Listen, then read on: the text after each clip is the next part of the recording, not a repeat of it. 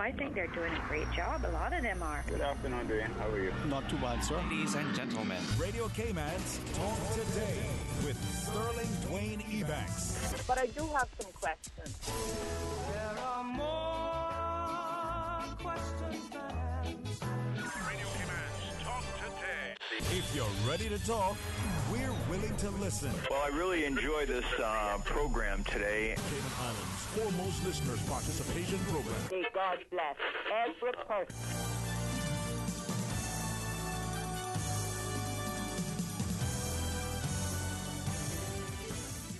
Hey, good afternoon and welcome. Thank you so much for joining us here. It's going to be another terrific Tuesday. The excellent company of Mr. Michael Miles for the first 75 minutes or so. It's going to be an afternoon time. And then at 1:30, we'll get a chance to chat with our friends from the Health Services Authority. So please, stay tuned for Talk Today. Radio Cayman's Talk Today, the Cayman Islands' foremost listeners participation program. We ask our listeners to avoid statements or comments which are abusive, derogatory, malicious, or defamatory. Do not use any indecent language or make any statement which is false or misleading. Email Talk Today at candw.ky or call 1-800-534-8255. Courtesy of Flow. Cayman's #1 network that connects you to your world like never before. Let your voice be heard. Once again, here's your host, Sterling Dwayne Ebanks.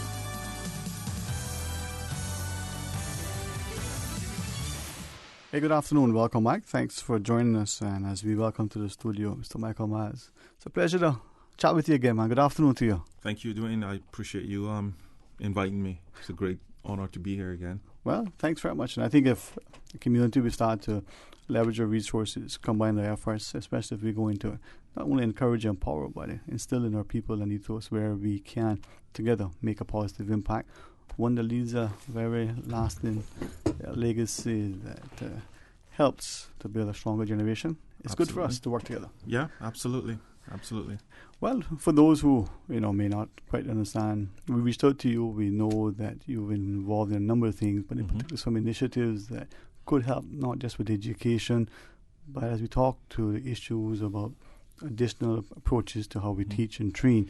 I think the few things that we're going to share today should strike a chord with a few people. Sure. And in particular this idea about, I call it data management. Now you'll expound on that later on, but first let's talk about education. Now I say this, I do not mean to be political. I won't shy away from it. I do not mean to be offensive, but I think if any country continues like we've done to invest heavily in education, to encourage in the home as well as in the classroom, that education is more than passing the test. It's about building up a people. It is. Then it'll be a foundation and a pillar. That's my perspective. That's what my experience has been like. Yeah. So we either on the same page, paddling in the same direction, or we get in trouble together. Yeah, listen. I'm like you. I'm non-political as well. But I believe that our country and our people deserve the best possible chance of being successful. I say to my kids all the time, you don't go to school for the sake of going to school, right? No one does that. Until you get a certain age, your girlfriend's there. You go to school to get a job, right? At the end of it doesn't matter how many accolades you get. It doesn't matter how many degrees you get. At the end of all that education, you want a job. You want to get paid. So if we're going to, if we have an education system that's not routed and that's not grounded in the foundation of getting people in jobs, it's a waste of time. Yeah, and this is something that I kind of, in hindsight, wish I had appreciated much earlier. Right? A friend who's an educator shared with us, probably, at least that I remember, taking it on board, maybe 13 years ago. I know it's probably been shared before that, but I probably didn't quite take it on board. This idea that a young child is playing, so that recess, the PE, that team building that you see that students are supposed to engage in as they get older in the classroom setting, doing group projects. Well, that play that we see is so fundamental to that child's development. Absolutely. And I thought, but I can play in the time. Now you realize in schools, well, that playtime, the PE are being cut more and more in order to accommodate other things. When we get older, we see some people, they don't play nicely together. There's a quote from Iron Man, I do apologize, I don't watch it, but he doesn't play well with others or something. Yeah. Maybe he didn't have that experience earlier. He was... And when you don't play team sports, I guess because you and I have also played team sports, the majority of my young and adult life I've played team sports. So it wasn't that I did, swimming, which is... could be a team sport, but it's normally an independent sport. It's you relying on you. Whereas I play football, so I needed 10 other players to compete, right? And as we talk about education, I like football. I like basketball as well. I mean, thank my father specifically. I think he'd watch anything that could be considered a sport. I think if you saw Ants or the racing, he'd probably watch it. I mean, he really see the value in sports, the body and the mind, and the like. But you look at football. The best striker can't win unless the keeper is paying, good attention and is attentive. That keeper needs the centre back. The centre back needs the centre midfield. Everybody needs everybody in order for it to be a success. Yeah, it's a unit. Right. Yeah. And this notion that has become a cliche that the link and the chain, the strongest. We repeat it and don't quite understand that it's that important. The bench needs to be deep. The coach needs to be credible. Needs to be compassionate. Needs to be encouraging. But needs to be there as an example. Sure. I like your approach as you're talking about Inspire K-Man training. I got it right? Yeah. Okay. When I look at, again, education and instruction, I would ask myself, well, what would I want if I was a student, if I was a teacher, if I was an administrator, what would I want in a schooling? And when you come out, can I change the tire? Well, I can if I call my brothers. Do I know where the spark plugs are? Assuming that your car not electric. How many of us know that? But what about balancing checkbooks or reconciling your... Now we got electronic debit cards and can we do that? Do we know when we're shopping how to do certain things? And there's not enough time perhaps in the day, not enough way. But then there are other things that, as you shared, if we can use those tools and give students who have that propensity, that particular interest, whether it's in the automotive sector, whether they're looking at electrical or plumbing or some other similar area, how can that student develop that skill set and then become not only productive but an entrepreneur and very successful financially and otherwise? Yeah.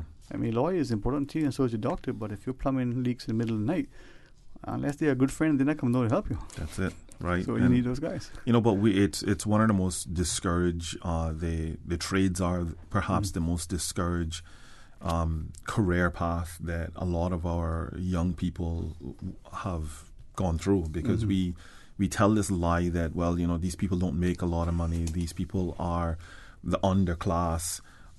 These people don't live well when it's not honest. I have a lot of friends who are plumbers, electricians, AC repair people, contractors, and they're making twice as much, and I make a decent living, but they're making a boatload of money, right? And they own their own businesses, they manage their own time. Yes, it's entrepreneurship can be challenging, right? But I don't think that we should not teach it or not guide our young people to it. Yeah. I should have done it earlier, and so I reached out to a couple of friends, classmates of mine, and you look at them and you go, gee, man, they look young. You sure they went to school with you? Yeah. We are young still. Who in school had an interest in certain things. Right.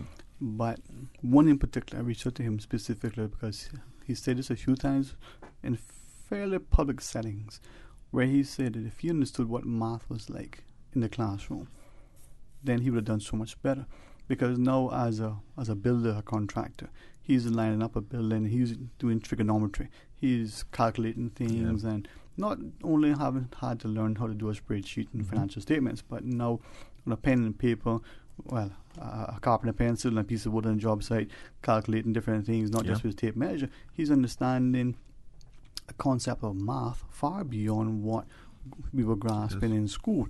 Now, is it because we got older and we matured in learning, a little bit later in life, a little bit better? But it was that it wasn't presented in his mind in a way that made sense to him. Yeah. And now, when I look at, as you shared, not just the financial success, but the confidence, the ability that he can look at the job site and say, well, this is going to be X loads of marl. You're going to need so many lengths of this, and oh yeah, that's so many blocks. He's doing math at an incredibly, not only accurate way but fast. Yeah. In the classroom, boy, we struggle. I had some issues with a couple of toilets in my house, and I invited a well-known plumber. He's been in the business, Kim Onion. He's been in the business 40 years. Great guy. I've known him for a long time, not personally, but he's a Rotarian as well, and he's a great guy. So I invited him over, and he walked into the first bathroom, and the only thing he did was flush the toilet, and he listened to what the toilet was saying to him. And he was able to just diagnose. He knew kind of conversation what was wrong. as well, huh? Yeah, he was like, yeah, okay, that needed to be changed. And after that, and I called several plumbers. The average plumber for an hour is about between $80 to $100, and that's just to get them by your house, just to come out there, Yeah. And he's worth it. He's a great guy, but they get paid well. And I took him upstairs to the other one. He said, just go ahead and flush it for me. And I flushed the toilet, and he's like, yeah, I know exactly what's wrong. And he just lift up the back of the toilet and say, see that there? That fell off. And you felt like... Yeah, and I looked at it, and I did everything that he did prior to calling him. And I saw the tube in the toilet. I saw it there. I just didn't know where it went. Yep. Right? And he's like, you know something? You need to put that back on right there, and it needs to flow in here. Yeah. And give him a check in the meantime, okay? Absolutely. And I paid him $85, right? And he was there probably 20 minutes. And because we have friends like that, and sometimes they maybe they'll laugh amongst their plumbers conventions at us. But yeah, if that was 2:00 in the morning or 6:00 in the morning or whichever, or Sunday evening or Saturday night, whatever it was that was out of hours, we would have happily paid that times however amount. Sure. If we could do it because it needed to be done. Right. It was that important to us.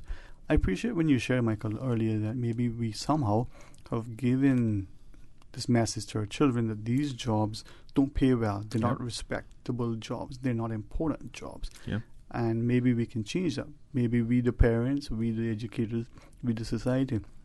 When we come back from our break, though, let's get into the discussion. Let's talk more about what is Inspire Cayman training. Sure. Hopefully engender within our populace. Not, and I say this with great respect, not that we shouldn't be pursuing teaching, engineering, education, and other things. Absolutely. But if your child, male or female, your son or your daughter, likes electrical, become an electrical engineer or mechanical engineer. You can still own your plumbing and HVAC company, but you've got a master's in, whatever it is. That's it, man. Or you don't need to. Yeah. But how do we get there? Well, we'll take some phone calls equally. Sure. Michael Miles, you probably know him. You look at him and go, man, I wish he was on TV because he's handsome. Well, that's why we have him here next to me so he can say we got good people in our studio. Susan is right next door taking the phone calls, 949-8037 or 949-6990.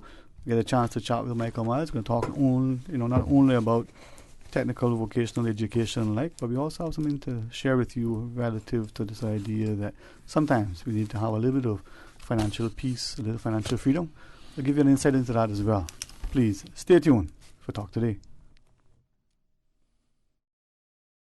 Attention accounting service providers. According to the Anti-Money Laundering and Counter-Terrorist Financing Regulations, all firms providing accounting services, including but not limited to bookkeeping, payroll, accounts preparation, or tax advice, are required to register with the Cayman Islands Institute of Professional Accountants by May 30th. Free workshops will be provided on May 3rd, 10th, and 17th. For more information, call 749-3360. Email admin@ciipa.ky or visit ciipa.ky.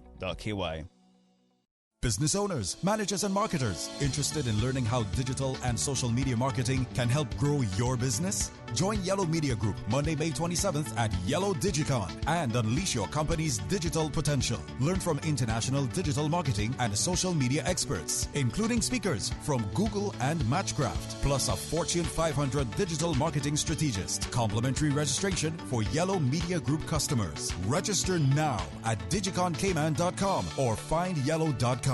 Presented by Yellow Media Group in partnership with Google.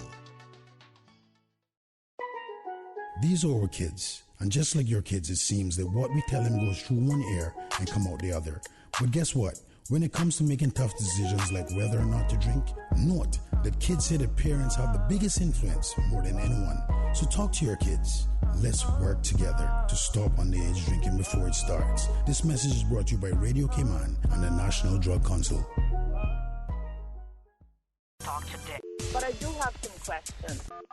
Talk today. Cayman Islands' foremost listeners participation program. Talk today. Because there are more questions than answers. What the public is saying. Waiting to take your calls right now. Sterling Dwayne Ebanks.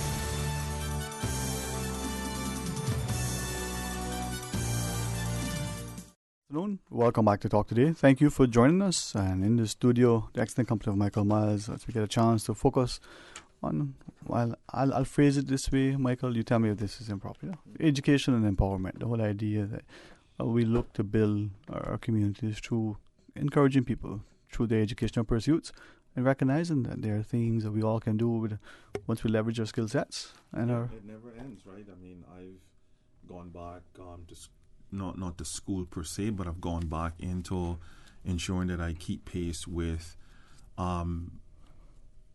learning about young people and and how they've evolved, right? What I studied in college between 91 and 94 when I graduated in 95 doesn't really apply today in how you address young people and the things that you need to do in order to help them. So I've had to go back and take courses, and I've also had to attend conferences, and I've had to travel to different places to have a clear understanding what programs that are best practice and that are working across the globe.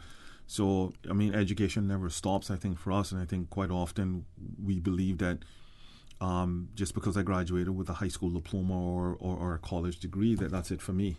That's going to set me for the next 60 years. And it isn't, because things change. I mean, when you look at let's talk about just the iPhone. I mean, that's been it's now iPhone 11. That's going to be coming out shortly. So there's technology is changing, and therefore as education, it changes. And I work with teachers every day at Hope, and we are consistently discussing how to deal with kids in a different way that you get the best out of them. Because what you did 10 years ago as a teacher, you're not going to get the best out of kids today. You still need to have compassion, and you still need to love your job and do all of those things. But there are different ways of trying to extract the best out of young people today. And sometimes we get stuck in this rut that, well, what I did in the 70s and the 80s still apply today, and it doesn't. And a lot of teachers struggle with that. Yeah. I think this is, as I listen to you, we look at professional development. My friends who are educators, it's one of the things that every conversation, if they had more opportunity, we look at other professions, we talk about CEUs, their continuing education units, the requirement to maintain their licensing. But just for that own personal edification, the math lesson, in order to get the sum of 2 plus 2, the product will always be 4, but how do you teach that to some children? It may be that you have to take, do subtraction and division. There's a different approach that may strike, a particular sort of chord with a particular child. Absolutely. In order for that concept to be cemented. How do we get there? And I'm hoping that we will as a people. I think so. I think we're on the right track. I think I could only say from the things that we've done at Hope, we've diversified how we have. How we are now providing our education at Hope. I like it. It's more fun for the kids. It is through play. A lot of what we do is through play. It is a non-traditional school. I've looked at what we're doing within a public system and what we're doing at Hope, and it's totally different. The kids enjoy it a lot better. They want to come to school. They're motivated to learn. You're always going to find young people in any school, that is going to learn. That's not going to want to come 8 o'clock to 3 o'clock every day. So we've had to diversify the education, and we've had to guide our teachers to how we best get across the curriculum in a different way. And even to that, I mean, it's interesting to read some of the things. And not everything that you read, especially online, is accurate. Not just because a particular study or survey has a particular outcome.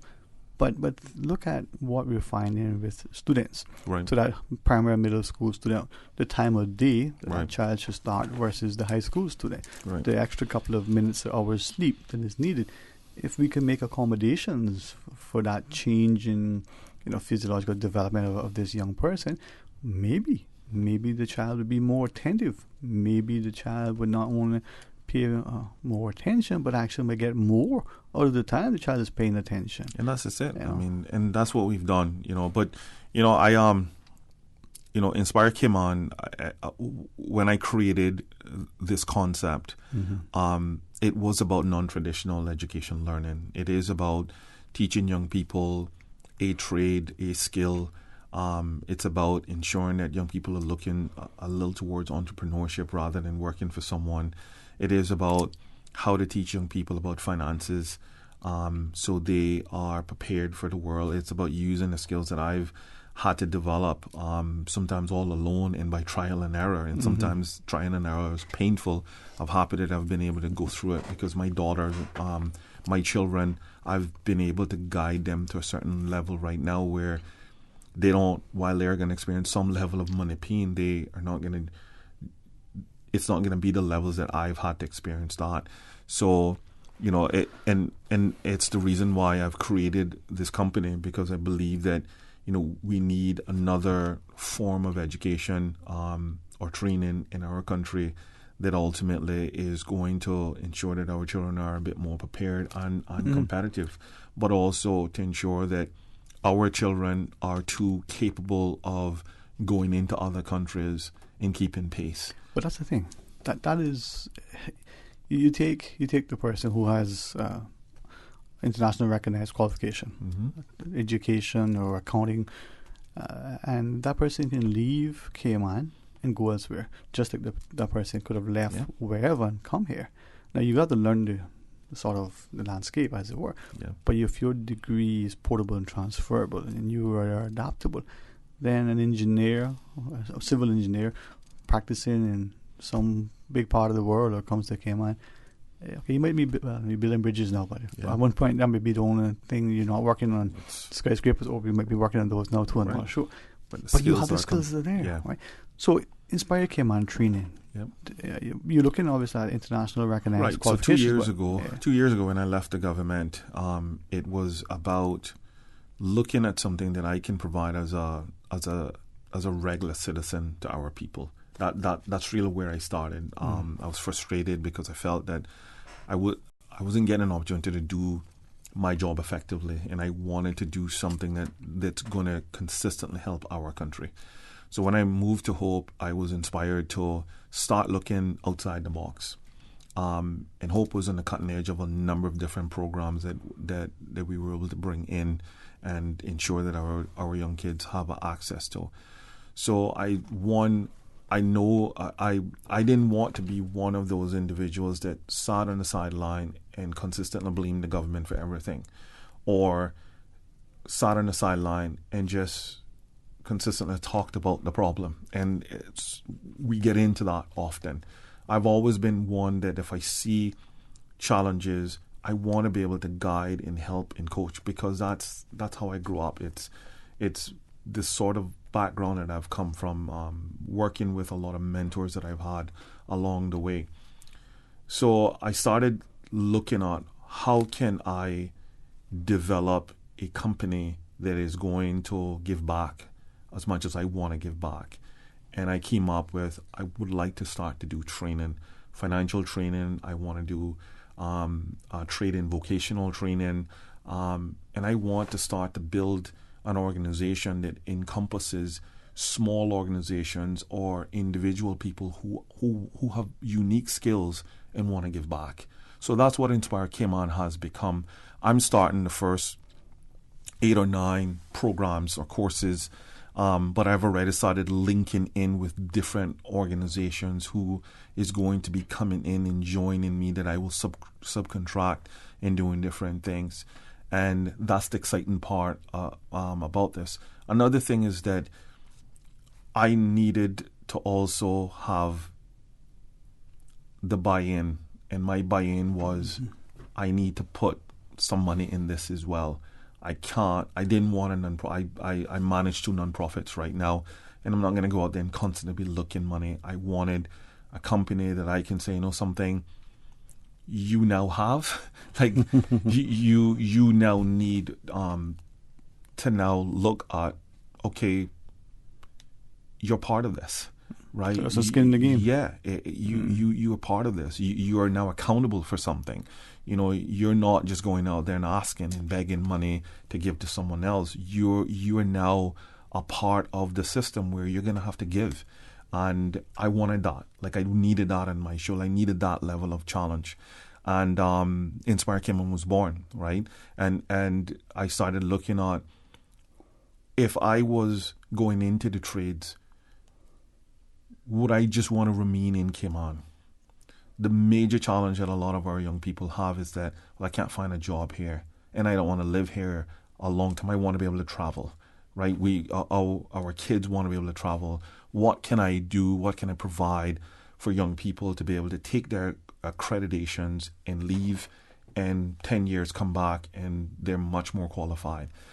So I started looking at accrediting bodies in the US, because that's where most of our young people end up, between that and Europe, between that and London, right, or England. So I found NCCER, the National Center for Construction Education and Research, and I started looking at that. And the more I looked at it, the more appealing that it got. That one, all of their courses were all portable.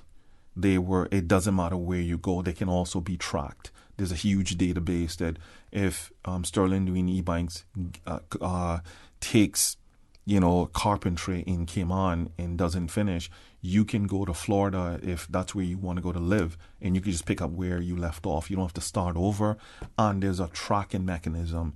There's also a transcript that's part of it, right? So it reminded me about when we were in college, yeah. right? Yeah. You have a transcript. You can print it off. You can go to an employer and say, here's what I'm qualified in. And that is one of the things that attracted me to it. So the more I researched NCCR, the more I said, something, this is doable. So I started raising the money myself. I started putting back money from my salary. I did everything I possibly can. And I raised enough money so I can have some skin in the game. And this is where I'm at this point in time. Certainly within God's will, it's been a journey, because it's been 2 years. In the last 8 months, it's starting to get real. Like, I went last night, my wife and I went last night to look at the center. They have it painted, and it's now real. For me, it's real. Like, I've laid the infrastructure, and that seemed real. But now walking into this place where, wow, you're like, yeah, the next thing is moving in. When are you hoping to be able to move in? Probably about mid-June. I want to be out of school. Because I want to make sure we finish strong at Hope, and I don't want to cut my time in half with them. And I love what I do at Hope, so I don't want any interruptions. So when the summer rolls around, so we'll start during the summer, so I can be there, all day, every day, and be able to guide the programs. What are those programs? I mean, you did allude to them in a sense, but in the written format. So we're going to be offering several. So on the NCCR, we're going to be offering carpentry, construction, craft labor, electrical, HVAC, and plumbing. And those are the programs that when I started interviewing contractors over the last year, and I've sat with some of the major contractors here. I started, they said, these are where the shortages are. We need people coming in entry-level positions, and we're having the ability to develop them into senior positions, but this is where we need people. I also started discussing with automotive organizations, and so they were like, we also need people as apprentices. Intro to Automotive is a program that we're offering. Automotive maintenance and light repair is a little bit more advanced program, but it still provides a trainee a lot of support. And then we also started looking at human capital development courses, and NCCR has a course called Tools for Success that is going to be a mandatory course. The number one challenge that employers say that they're having, other than trying to develop young people within the trade sector, is how young people or Caymanians in general present themselves for a job. And it's not limited to the construction or trade fields. It's limited. It's open to all areas, right? The major organizations in this country consistently complain about that. Something that I may ask, and certainly would like to invite the general public, because that is, how do I put this, that it isn't disparaging. I had a couple of conversations with prospective employers recently, right. And this may be the best way. So they're looking at applicants. They get an applicant, and if it's a Caymanian, someone that is here, at the very least, going through our educations or secondary schools, provided they're not coming from one particular school, the student, potential, summer intern, looks a certain way. Right. The other schools, there seems to be some prep relative to how they present themselves, irrespective of the job. What I'm told is that once you see the child outside of that environment, you see the real facade. Mm-hmm. But that's the same thing you see from people coming from overseas. Mm-hmm. You said we don't know how to present ourselves. And that is, I think, a great disservice somehow, because the prospective employee from overseas, I'm not talking with multiple earrings and tattoos and long string of hair and whichever, right? But they present themselves in a way, you see them in their natural habitat, you see a whole different animal. And I'm being very deliberate with the word choices. Yeah. We don't know how, for some reason, to interview, how to sell ourselves, how to present ourselves. So this tools for success might be a crucial thing. But we don't practice it, right? So my daughter, one of my daughters, Haley, when she was 11 years old, she wanted to get a job. And because I had hired, I've always been in a leadership position in a number of companies that I've been in. So I took her through the entire preparation process. I just didn't say, okay, well, go to Kirk, do this, or go to Foster's. You just want to either push carts or bag. I prepared her for going into an interview. She was 11. She didn't have a resume, but we got a resume, and it was based on what certificates, that she had got, like perfect attendance. And so we put all of that, and I helped her develop a resume. But I was teaching her about this, taught her about dress code and so forth, and I got her prepared. Well, when she interviewed at Kirk, she got 2 jobs, right? She was 11 years old. She informed them that she wanted to be a pastry chef one day. So they hired her in that capacity as well. But she was also on the front lines, bagging groceries. And over the last 8 years, she worked at Kirk Market. And today, she's pursuing a degree as a pastry chef. And she did exceptionally well, man. So that's the, but it was from 11, okay, tell me what job you want. And then I interviewed her. Right. Like my wife interviewed her. And because we wanted to ensure that when she got into an interview, that there are questions that she also too could ask. Because like I've interviewed a lot of kids in Cayman, and I've normally said, do you have any questions for me? They don't have not one question. Right. And that's because I think we tell them sometimes, you don't ask. Yeah. Don't ask about salary, don't ask about vacation, don't ask. Okay, but what do you ask about? Why can't you ask about these things? Absolutely. Maybe when we come back, we can hit on that, in that both you have, in this perspective, parents who are involved, but you also have a supportive prospective employer. Yeah. The flip side is sometimes we don't have either of those, right? Michael Miles is our guest. We're going to chat with him until 1:30. We want to tell you about Financial Peace University, as well as continue talking about, Inspire Cayman training. So please stay tuned for Talk Today.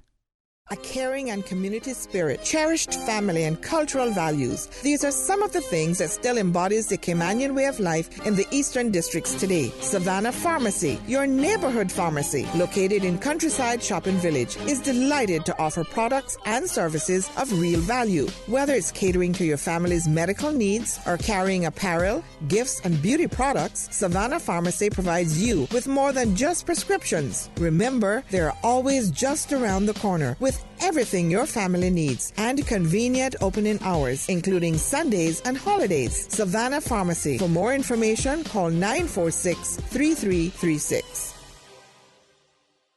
It's Radio Cayman's 43rd anniversary. And to celebrate, we're offering all clients, businesses, and nonprofits special anniversary rates on commercial advertising all through April up until Mother's Day. Increase sales, drive store traffic, and gain customers and interest by advertising on the #1 station in talk radio and news. Radio Cayman 89.9 FM. 30 or 45-second commercials are as low as $10 with 3 advertising packages to choose from. Perfectly tailored for small, medium, or large businesses. Call Anita, Kathy, or Ray at 949-7799 or email rcsales@gov.ky for your Radio Cayman 43rd anniversary sales package today.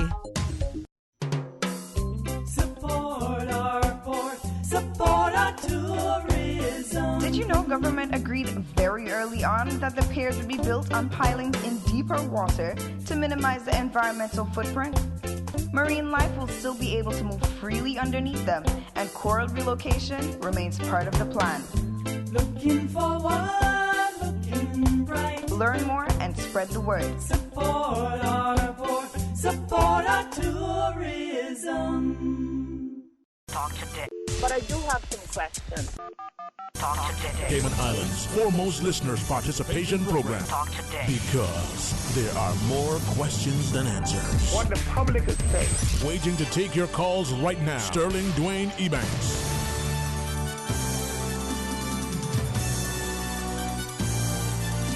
Hey, good afternoon. Welcome back to Talk Today. Thanks for joining us. And thanks again for Michael Myers taking a few minutes out of his day. This, I'm hoping, will not only sort of resonate with parents, but with prospective sort of students who are looking at things. But with us as a society, the idea that we can take something that I believe is fundamental. You know, you have good carpentry skills, plumbing, electrical, automotive. It would be nice to be able to go out and change the oil in your car if you have one of those cars and still have oil. But there are a lot of us, male as well as female, who have no clue. You know, we're looking in the trunk and go, well, I don't see an engine. That's because it's in the back. You're in the front of the car. Yeah. You don't realize you bought a European model.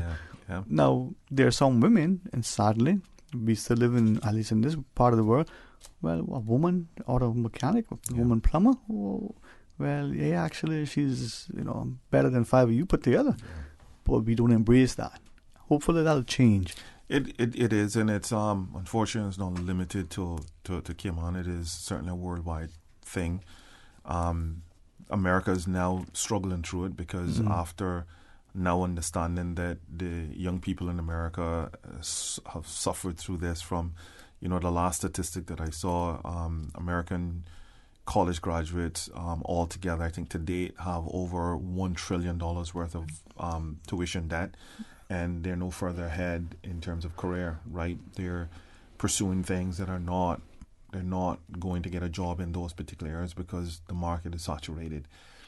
So what we're going to have to start to look at is how do we get young people to understand that you can still make $100,000 in the trade field, and that is very possible.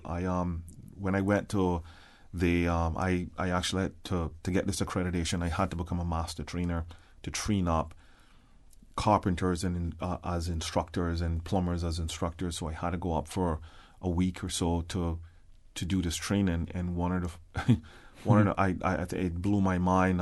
We were in a class of 20, and it was all from trade schools to centers to contractors and so forth that was part of this training, and there was about 3 or 4, I think it was about 4 contracted that was in there, and between them they had well over 250 vacancies, right, that they couldn't fill.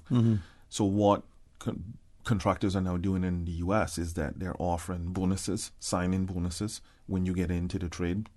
Some of their starting salaries are anywhere between $20 to $25 an hour. Another thing that they're offering is that if Sterling referred Michael, Sterling gets a bonus if I stay within the company for at least 6 months, and then you get another bonus after I've stayed after a year. I mean, there was a lot of crazy stuff that they were doing, but because they were saying they can't even bid on jobs anymore. So contractors are now having to downsize because they don't have the people. I've spoke to contractors here, and the construction in automotive trades are perhaps the two largest trades that we are pursuing work permits with. And this is something that I've had. Remember I said I reached out to someone and I should have done it earlier because I was hoping that, to get an insight for him to remind me of conversations that we've had, not just the two of us, but others. Right.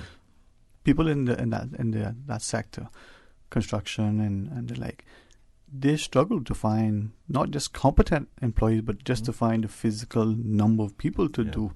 I probably get this wrong, but take for instance, you got a guy who's doing electrical. Well, sometimes it takes two people to pull electrical through. One pushing and one pulling, so to speak, right? And the guys are there going, then I heard this. But when you need two people and you only have one person, it makes it that much harder, if at all, to get the thing done. What I've come to understand, this is just a generalization, is not to be disparaging, that there are some people, sometimes or oftentimes on a permit, don't have the skill set, sometimes not the greatest propensity to learn, but it's a willing, warm body that can do the work. Yeah. So they can fit in there and they're making, how do I put it, a bag of buku or something. Yeah. Michael Susan tells us we have a call. Let's drop the phones, take this caller, put on your headsets. Seatbelts are optional, and chocolate isn't shared today, but that's another day. Michael Miles sits with us. Let's go to our phones. Welcome, you're on Talk Today. Good afternoon. Okay, I think we have a caller, Miss Susan. Hey, good afternoon. Good afternoon, Dwayne. Hey, good to hear from you, man. How are you? Okay, and you? Good, man. Now, if you don't mind me saying, Michael, this caller has been one of the strongest proponents for technical vocational training in trade schools. Okay. I think I've heard you say that now for the last 50,000 years, just about. About 100. 100. I see I was close. Constantly. So thank you for at least listening and getting a few minutes to share with us, man. Talk to us. Okay, but seriously now. Yep. Yes, concerning trade schools, I mentioned that the government has been giving away a lot of concessions over the years, and just the last 4 or 5 years alone, they have given away hundreds of millions of dollars of concessions. And my suggestion is that they start collecting these concessions and putting this money towards a trade school fund in order for us to start building our trade schools for young people. I would suggest the first one be in Bordentown. People from the eastern districts and from Georgetown would be able to reach that area. And then one in Georgetown.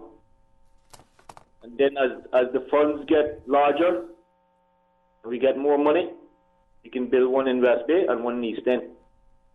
That way our young people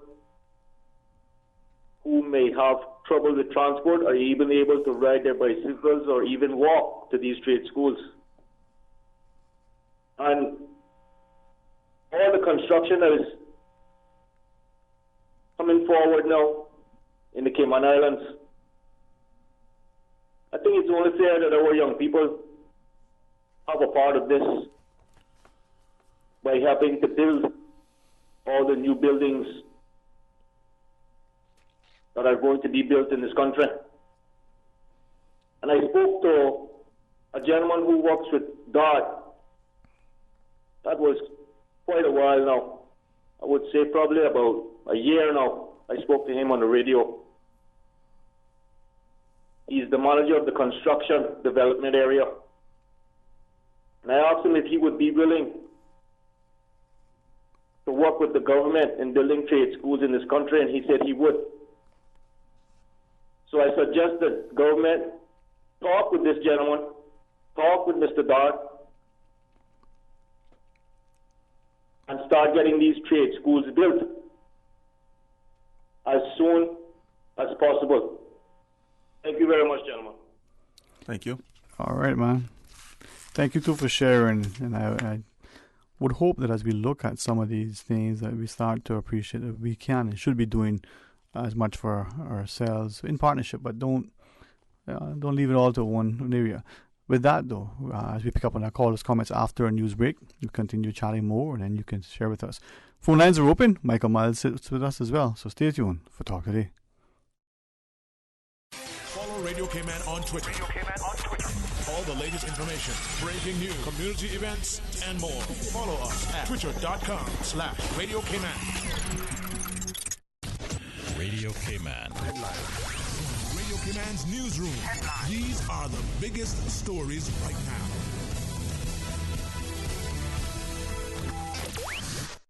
Conch and Wilkes seasons are closed from May 1st through October 31st, and during that time, the Department of Environment says anyone possessing, attempting to sell, or attempting to buy locally caught conch or wilkes will face prosecution under the National Conservation Law, NCL. Environment Minister Honorable Dwayne Seymour notes these closed seasons for each species usually coincide with that species' annual mating and reproductive season, which is important for us because it gives the species a chance to replenish and increase their numbers. In news elsewhere, anti-government demonstrators clashed with troops loyal to Venezuela President Nicolas Maduro at an air base in the capital hours after opposition leader Juan Guaido took to the streets in a bold and risky attempt to lead a military uprising against the embattled socialist.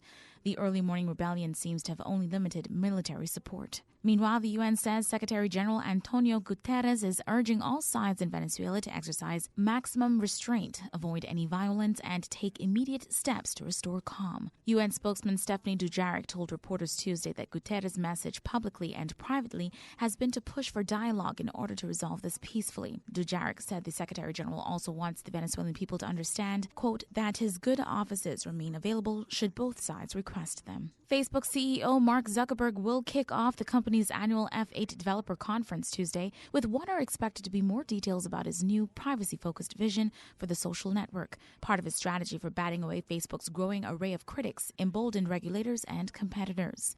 Those are your latest updates here on Radio K-Man. I'm Shanda Gallego. Radio K-Man, the voice of the Cayman Islands. What's happening in your community? News and information, music and more. You can find us. www.radiokman.gov.ky. Like us on Facebook and follow us on Twitter. Radio K-Man is your choice, your voice for today's biggest news. Radio K-Man.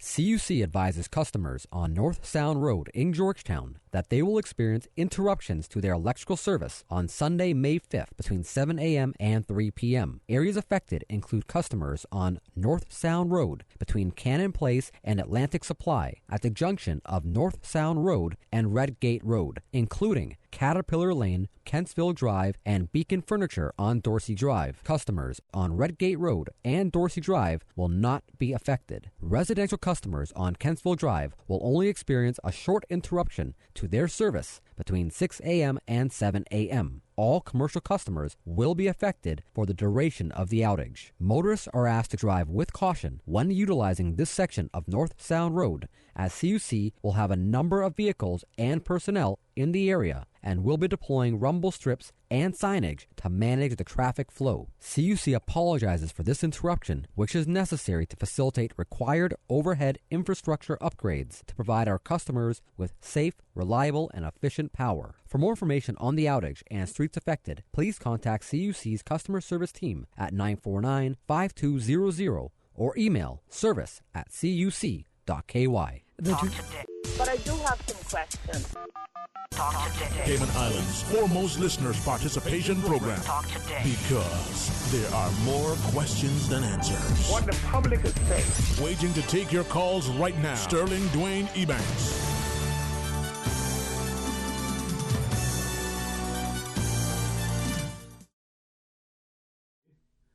Welcome back. Thank you so much for joining us. And as soon as we can hit, hey, we got it there, Miss Susan. There we go. I tell you, boy, spend one day at that other talk show, and just kidding. I leave her alone. I won't be there for her today. Michael Myers joins us in the studio, and I trust that you can hear us okay. Michael, I appreciate you sharing with us not only about your initiative, Inspire Cayman Training, but the idea that with a sense of financial peace and security and stability, people understanding how to deal with their finances, that's how weight literally can be taken off our shoulders. Weight for me, I can tell you that. It was a huge weight for me. I agreed to include Financial Peace University in this because 10 years ago, I made a lot of bad financial choices as a young person, and it impacted me. It impacted my family. I mean, I lost everything. So it was a major eye-opener, and I swear by this course. And it single-handedly saved my life. It saved my family's life. I've changed the trajectory of my daughters ever getting into any, unless they choose to. But it's not going to be because they don't know better of how they get into and certainly understand their own finances, and I've taught them from very, very early. But a lot of it have been based on this course, Financial Peace University. Dave Ramsey does a phenomenal job in bringing out this course, and I became a coordinator about 6 months ago, and I'm going to be offering this as a course as part of Inspire Cayman Training as well, because as we see, salaries stabilize, and people are constantly losing their homes, they're in debt, and they don't know how to get out. And a lot of it is about teaching people how to delay gratification. It's about teaching people how to manage their finances a little bit better. Like, I never was interested, even as a 21, 22-year-old, I didn't really care about pension. I knew I had it, but I didn't really care about that, right? All I cared about was my salary. I'm teaching my daughters about where their pensions are going, how are they going to actually invest their pensions. I've introduced them to financial planners because I want them to actually know better. We started talking about the stock exchange and how that helps and hurts sometime, but because of their ages, how they can invest. And we're looking at retirement. I've especially my oldest, who recently graduated from university and is now back here working. Our conversations is, when do you want to retire? Pick a date and work backwards. What do you need to get there? Absolutely, right? And that's what we're doing. So I'm helping them get there and living on a budget. And this is what this course doing. I'm telling you, and I can tell anyone in our country, for me, it saved my life. I swear by that. We look at sometimes, as you shared, maybe job loss, maybe illness. Catastrophic things can happen that can impact. Absolutely. You look at businesses, not just here, but globally, where the key person or the key people, maybe it's a partnership, and there's something, and all of a sudden, because of that person's financial circumstance, it affects the business, the employees, the suppliers, everything. But even on an individual basis, your program through Financial Peace University, we talking debt management, budgeting. What would that involve? It allows you to have a clear understanding that living on credit cards is the wrong way to live. That getting a car loan is a choice, not a necessity. I've had a loan in 10 years because every car that we've purchased have been with cash. Right. It teaches you about living on a budget and living within your means. It also teaches you about ensuring that budgeting is a two-man process, that if you have a significant, if your wife or your husband is involved, you may have been the one that was doing the finances, but this isn't about that anymore. This is about you and your husband, or you and your wife sitting down and doing them together. And a lot of people shy away from that, right? The majority of the time, it's husbands taking care of all the finances, paying all the bills, or the wife paying all the bills, and the husband one knows, the other doesn't. Doesn't know anything until something happens, and then all of a sudden, it's a major setback. Let me ask, and this is perhaps not only. I'm not asking and expecting a necessary answer from you, but share if you wish. But just for people out there are probably some households where maybe, as you shared, one spouse versus the other, but probably the children are not even involved. They don't know how much the electric bill is. They don't understand. They know it's being paid every month. Right, we don't share that. Switch. Right. But is your perspective that we should make the children aware. Absolutely. I think, like I said, when I went through my financial challenges, it was hard. It caused not just, physiologically I was ill. It made me ill. I went to work stressed. It got so bad that I used to pray that I don't run out of gas because I didn't have the money. I used to pray that I never got a flat tire or none of my kids got sick because I couldn't get off of work. That's where I was, right? Right. And if I can help save people from that pain and agony in sharing my experiences and taking them through this course, I'm going to do that, because I'm telling you, today with being debt-free, the only thing that we now have is our mortgage, and we have a 15-year mortgage that we're paying off in probably 10 years. And we have a plan, right, for that. But everything, this course is getting you to put a plan on paper and following that plan. Yeah. Something that I'll share, and it's just generally because it struck me. We all have this, well, not we all, maybe many of us have this perspective that because you went and you're a CPA or you're some other accountant or some other financial person, that you understand money and finances. You don't. I had a conversation a long time ago with a guy, and I don't necessarily like to make assumptions, but I think I did in this instance. And making good money, living good, being able to travel and the like, and saving somewhat and so on. Now, we're good friends. So we're chatting one day, and he said something, and then I answered, we started chatting, and he started to share. And why I share this is that, in speaking with him again the other day, he called me up and said thanks. And I thought, thanks? Well, what did I do this time? And we had done something 10 years ago. Right? I didn't know that. I didn't remember it. 10 years. And he was celebrating that, the sort of the 10th anniversary as it was. It wasn't to the day, but it was close enough. And a simple little thing that he did because of our conversation has meant that 10 years later, he now has a windfall, as it were, delayed gratification. Yeah. And chatting with him, I remember that. I don't think I'm talking out of school. Don't, for those listening, I would say don't be, don't feel like you're foolish just because you don't have a degree in finance. Has nothing to do with that. Certainly don't feel stupid if you don't understand it. If you do have a degree in economics, finance, or accounting or whatever, because being disciplined with your money, your friends will call you cheap. Yeah. They can say, time you spart some of that money. When you open your wallet, your queen's eyes start to squeeze. It's not about that only. You need to be a little bit tight, but you need to be disciplined. It is, and it comes down to that. Dave Ramsey will explain, and I didn't understand it because again, I thought I knew it all in terms of managing myself, and I was always okay. I went on vacation, but I went on vacation on credit cards, right? Many people do. Right? Or get a loan, so right? I just saw a statistic. I think it was on Facebook, but it was an article because I pulled up the article. It was saying like 34 million Americans cannot go on vacation because they're living paycheck to paycheck, right? And in the Cayman context, statistically, how many are doing the same? That's real, because I've met a lot of those parents, right? I've worked with a lot of parents here that cannot.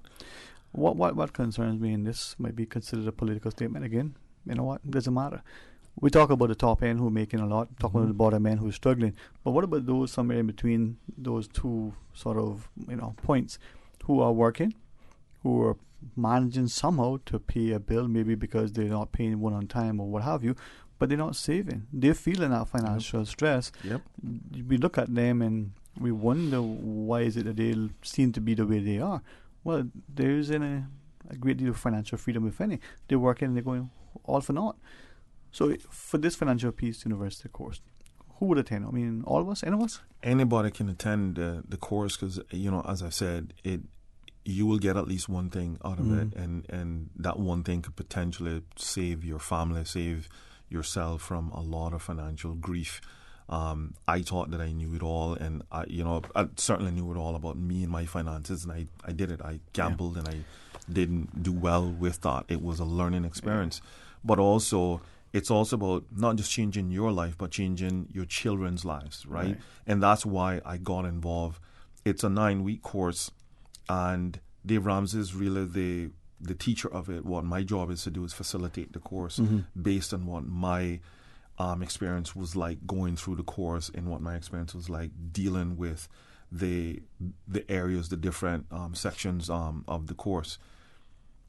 Once you get through this course, I'm telling you, for me, it was about getting that weight off my shoulder. Yeah, man. You know, going to work with the feeling that I can actually work and not think about, you know, when is the next shoe going to drop, you know, and when it does drop, how am I going to deal with that? You know, now I don't have to worry about that. You know, it's about ensuring that you have a, you know, people call it a rainy day fund. You know, Caymanians call it a rainy day fund. Yeah. It's an emergency fund. Yeah, man. I didn't have that. Like in 20 years, I didn't have an emergency fund. Something that if we teach, if we learn, if we employ it early on, it can be impactful. I'll give you a simple example. And I know people who do this, people who are wealthy, and they do it to different levels, people who are struggling from paycheck to paycheck. They'll put $1, they'll put $10, but they always put that amount and not less. You can put more if you want. One very, very simple example. I don't think he does it anymore because of, sadly, the changing world. He had one of these very ugly containers. I mean, it's horrendous. It's probably the ugliest thing you ever seen. But it was difficult to get your hand in and out. So he managed to cut a little slit and you could drop, you know. But he always put, you know, $1 bill. Just $1 bill. One came on $1 bill. Sometimes if you had a 5 or a 10 or, you know, once in a while he found, he finally opened it. And he'd agreed that he was going to start off by doing it for 1 year. Every day, put $1 in it. Because how many of us go to the shop, we come back home and there is tons of change. Yeah, a little change, a little thing. So he just dropped. He didn't put, you know, coins because they'll fill up quickly. So $1. And did it for a year. And it was just wanted to say to me, end of the year, if there's 365 days in the year, you put $1 in every day, end of the year you'll have at least $365, right? Imagine if you could do that for $10 or if you were capable of doing it for $100, whatever that sum is.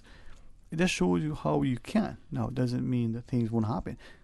What he found was that even though he knew that at the end of the week he only had $7 in there a week, he was tempted to go smash it up and take out the $7 because he was going to buy a coffee. Right? End of the year, I got $365. But he left it for, you know, I don't know how long after. But it was this amount of money. Now, sadly, if the story is correct as I understand it, he went to the bank and he had this bunch of cash.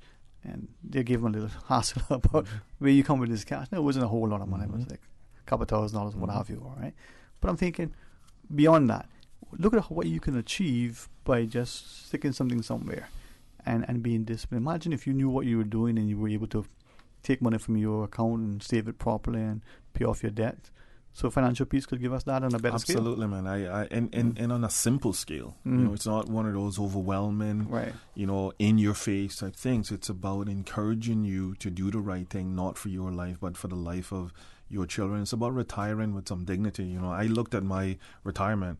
You know, in the next 20 years, if I keep on doing what I'm doing, I won't be able to retire. I won't be able to retire until I stop moving. And I don't want to do that, you know, quite frankly. You know, I would like to retire with some dignity. So my wife and I have had to look at what our finances look like, and we've had to pursue another retirement fund so we can retire and do the things that we've always wanted to do, right? So, and it's like, I'm not here to have, you know, when I sat my daughters down, you know, I'm constantly working and holding them accountable for their budgets and so forth, and they rely on me for that. But it's about ensuring that they know that when something happens beyond and outside their control, they're protected. And if I'm not around, they know they're protected financially. All right, let me ask a couple of things then. First off, some of us with children would say, well, you know, 5-year-old or 15-year-old, I mean, is it too young to start to introduce them? No. Your perspective. There's a financial peace university for children, and I got my daughter started on it. Yeah. Right. So you can go as young as 6-7 years old. There's a packet specifically designed for young children, and it's all about sitting down and having those conversations. Yeah. Now I know that in some of our homes, even in Cayman, we will teach our children. Maybe they have a job, whether it's a job around the house, in the yard, whether they have a job, you know, in the community somewhere. That out of that income, they take out some for their tithe. This is, you know, depending on the household. Perhaps there is a tax of sort and then there's some sort of charitable part, and then there's a savings. So we teach them how to allocate their funds so that they can go to the movies. Now, in the Cayman context, a trip to the movies, if you're paying for yourself, that's probably close to $100. Absolutely. It is expensive, right?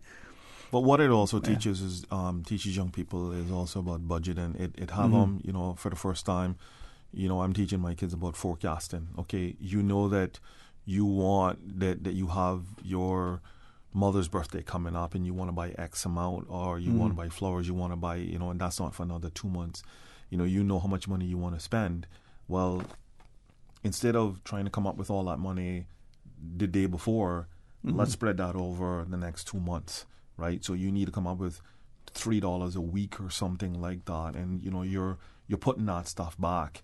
So you know that in the next month and a half, you want to buy your mother, you want to buy a friend or whoever a proper birthday gift. You have that money in there, right? You know that you want to take a trip, right? You don't say, well, you know, I'll just put that on a credit card. No, you know, you're going to pay cash for that because you can, right? So it is about teaching about delayed gratification. It's about also looking at budgeting. Budgeting is heavily involved in that and sticking to it.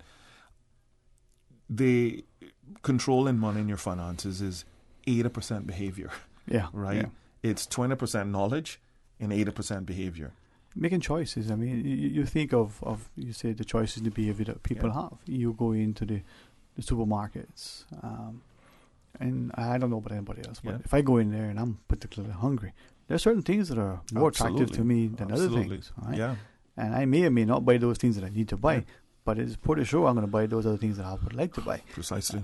And where are we being disciplined to make that choice? Well, people have to be taught that, right? That's not something that you wake up in the morning, or you all of a sudden you're 18 years old and you're living on your own, or you're 21 years old and you automatically think that, oh well, you know, I should know this. Well, like, who taught you? You know, my mother taught me about shopping.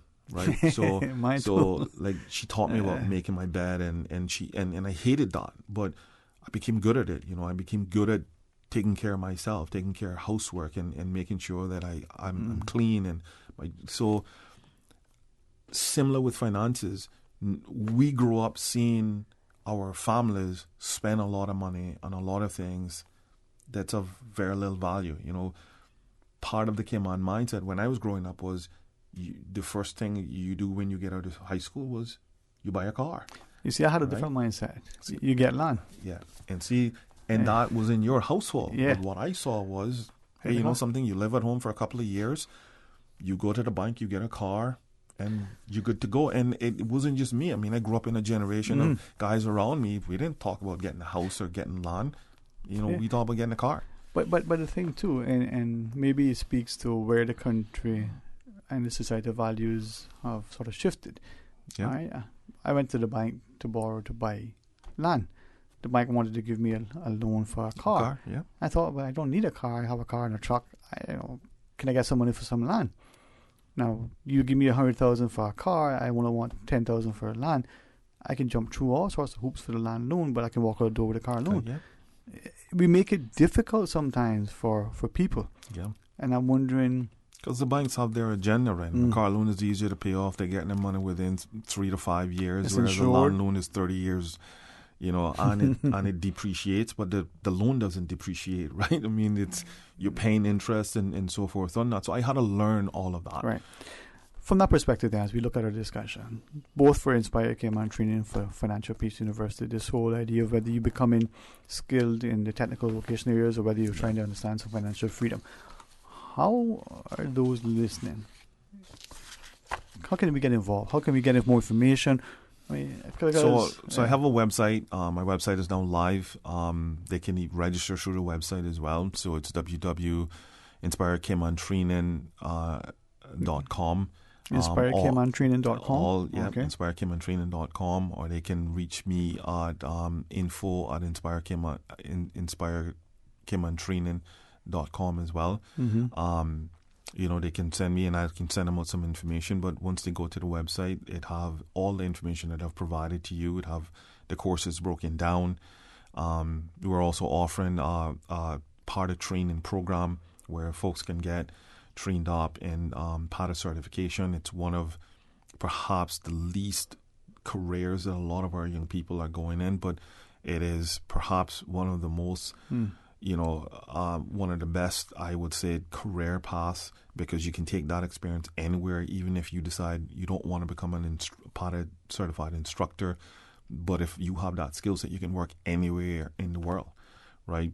So we're offering that as well. We are going to be partnering with an organization that delves in that. I've started meeting people within that industry, because ultimately our responsibility right now is jobs. I'm not having this training center for the sake of having a training center. My responsibility is I want to train people to help place them in employment. So that's my contribution to my country. It's my skin in the game at this point. All right. So I'll just ask you, as I listen to you, the idea of the financial security. We're talking about the individual as well as the household. Yep. So that's probably the older I want to say older person, or teens and young people. But for that one, the other training could be the upcoming school leaver. It could be the person in the workplace now. I'm thinking of the individual who's working for one of the trades, but isn't quite able to get that promotion, get that advancement. Maybe has that desire to become, their own boss, own their own business. Yep. Come true, and this is accredited, recognized internationally. Yeah. Whether you work in the Cayman or you go off to North America or Europe, absolutely, this thing can go with you. Absolutely, and you take the accreditation with you, so it doesn't lock you into one company. It doesn't lock you into one training course. If you start one here and you decide that something, I'm relocating back to my home country, Canada, or as you said, North America, is where it's NCCR is now in about 20 countries worldwide. A lot of countries in South America, even as far as Dubai. So there's a lot of countries now are because it's all about infrastructure, right? They want to ensure that the infrastructure is protected. Well, they need to ensure that people are trained. I recognize the hour, and I hesitate almost to say it now because I don't want to be a partner short by any means. Mm-hmm. But because of your intellect, your acumen, and your experience, everybody knows what you've been working with, where you're working, and your passion. Chastise and correct me if I'm off on this, right? It is my strong conviction that when we look at technical and vocational training, the trades, we somehow, and I think back to when I was in school, and I think to what I saw just a couple of days ago, so I don't think it's changed. We somehow look at the students in the schools and we say, oh, you're dumb. Mm-hmm. Literally, that was the words that we used to some of my classmates. Yeah. So you can't come to do the accounting, economics, and history classes. You go over here and do automotive. Do these things, right? And not only we may have changed the language, but I still don't think we've gotten there fully as a society. Yeah. Not only do I believe that these guys doing the automotives are really, really smart, exceptionally smart, right? But if we allow them to get certification, to get off to, I call it university, there may be some other way, get that accreditation. You are now, own your own business and you're wiring houses, but you have an electrical engineering degree. I don't think that we're doing enough of that. I mean, we don't need both, but what's your view? I mean, my view is at this point, I've talked to all of the major construction companies in Cayman. They're not going out and hiring 300 people or 4,000 people to be on a site. They're subcontracting people. Mm-hmm. They're subcontracting small contractors, right? So if we can train up a lot of our folks, you had just a year ago 600 people that showed up, unemployed people that showed up for this NEACE program. During the summer you had another 300 people. You have a ton of people that are now part of the iguana cull, and this other culling that's going on in the water. I forgot the name of the fish. The lionfish. The lionfish cull. So you have a lot of those people. It's about subsidizing your income. It's about getting a different hustle, right? And people have to understand that. You may be an accountant by day, but you need another hustle, and it could be wiring houses in the evening. It could be you want to have your own company.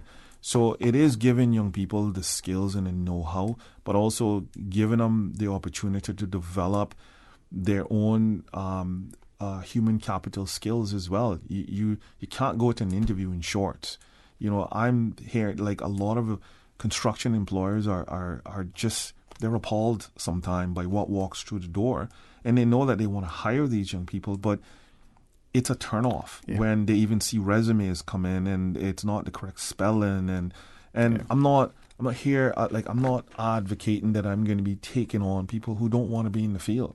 Right? If you don't want to be in the construction field, my training is not my center is not where you want to be. Right? I don't have a lot of time to waste with people who don't actually want a career in this. Yeah. If you want a career, this is the place for you to come. So for those who want more information, they think this might be for them, whether they're working now in the sector, whether they're working somewhere. Because honestly, I know many people who are in the financial sector, got good jobs and making good money, but they would love to, own their own auto mechanic. Absolutely.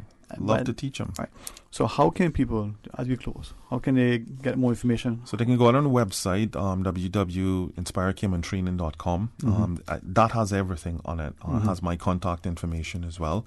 They can email me, info@inspirecaymantraining.com as well. And my job is to provide as much information with them. We're going to be meeting with all trainees who come in, because I want to have a clear understanding what their expectations are. Well, Michael, if it means that we empower and inspire our people, then hopefully we can continue to partner with you.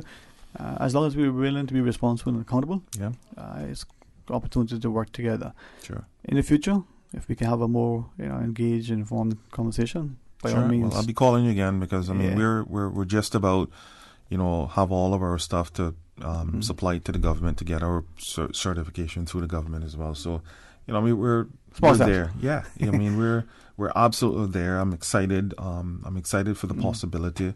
As the caller said, we're not limited to just Georgetown. We're starting in Georgetown, but the hope is right now, as we grow, it'll be in the eastern districts. It'll be in West Bay. I disagree with the caller that we need to build something. I think we have more than enough buildings in this country. I don't think that we need to put down more buildings. I think we need to utilize what we have. Right. We don't need, ready built for a specific trade. I think we need to get more contractors involved in teaching and doing apprenticeships and so forth. On the job. I'll pick you up on that another time, man. Yeah. Thank you very much. Appreciate it. Thanks for the invite. InspireCaymanTraining.com, Michael Miles. I'm going to pause and take a break, and I know Michael would agree with me. So when we come back, we get a chance to chat. And one of the participants in the next discussion is Faith Geely, another remarkable young lady. All right, so she's going to be in the studio. Stay tuned for Talk Today. Support our port, support our tourism. Did you know protecting Cayman's environment has always been at the forefront of plans for the cruise berthing facility? Government commissioned an environmental impact assessment at the start of the project, which confirmed there will be no damage to 7 Mile Beach. Looking forward, looking bright. Learn more and spread the word. Support our port, support our tourism. The 2019 Cayman Islands International Fishing Tournament is here again. Kickoff party will be at Margaritaville Hotel on the West Bay Road this evening from 6 until 9 p.m. Country singer Dexter Borden will be on hand to entertain. Registration fee is US $500, which qualifies teams to win over US $300,000 in cash and great prizes. Go to results.fishcayman.com for more information and how to register. Seaco Bimini will start from Georgetown Harbor on May 2nd at 7:30 a.m. Did you know that recycling collection containers are located island-wide in Grand Cayman? The Department of Environmental Health program is an integral part of DEH's waste management responsibility in the Cayman Islands. Start your recycling program at home today. Put your cardboard items in appropriate DEH recycling containers at all Foster's supermarkets, Kirk Market, or Hurley's Grand Harbor. Help keep Cayman clean. Reduce, reuse, and recycle. For more information about recycling, go to www.deh.gov.ky. At Powerhouse Gym, where you feel like home in a multicultural energy environment for all. They are dedicated to helping you achieve your fitness goals. Whether you have decided to get in shape, train for a specific sport, boost your energy levels, or even look your best for a special day. With a variety of sports options, group fitness classes, CrossFit outdoor gym. They provide personal trainers and equipment. Powerhouse Gym, King Sports Center, offers a complete health and recreational environment for the only sports and recreational facility of its kind in the Cayman Islands. For more information, call 946-5464. Email kings@candw.ky or visit www.kingsportscenter.com. Powerhouse Gym, King Sports Center. Serious results, period. Cayman Carnival Batabanu presents Alta de Blue Harbor Drive Waterfront, Friday, May 3rd, 8 p.m. Featuring from Trinidad and Tobago, the Water King, I Want George. Come in front for your From Barbados, whining sensation, Marsville. International DJ Storm and DJ Duchess and local DJ Frost. General admission $25, VIP $50 with all you can drink, separate bar and entrance. Get tickets online at eventpros.com and from Le Classique on Mary Street. Talk today. But I do have some questions. Talk today. Cayman Islands' foremost listeners participation program. Talk today. Because there are more questions than answers. What the public is saying. Waiting to take your calls right now. Sterling Dwayne Ebanks.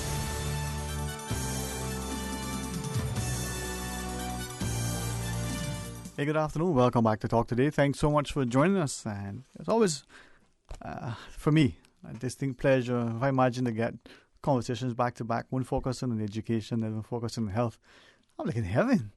And I trust that everybody in this country will be as inclusive and as willing to embrace the need to champion and invest as individuals, not only as a collective, in our education, our health systems. Absolutely. And to be able to have, first Michael and then you guys here now. Wow.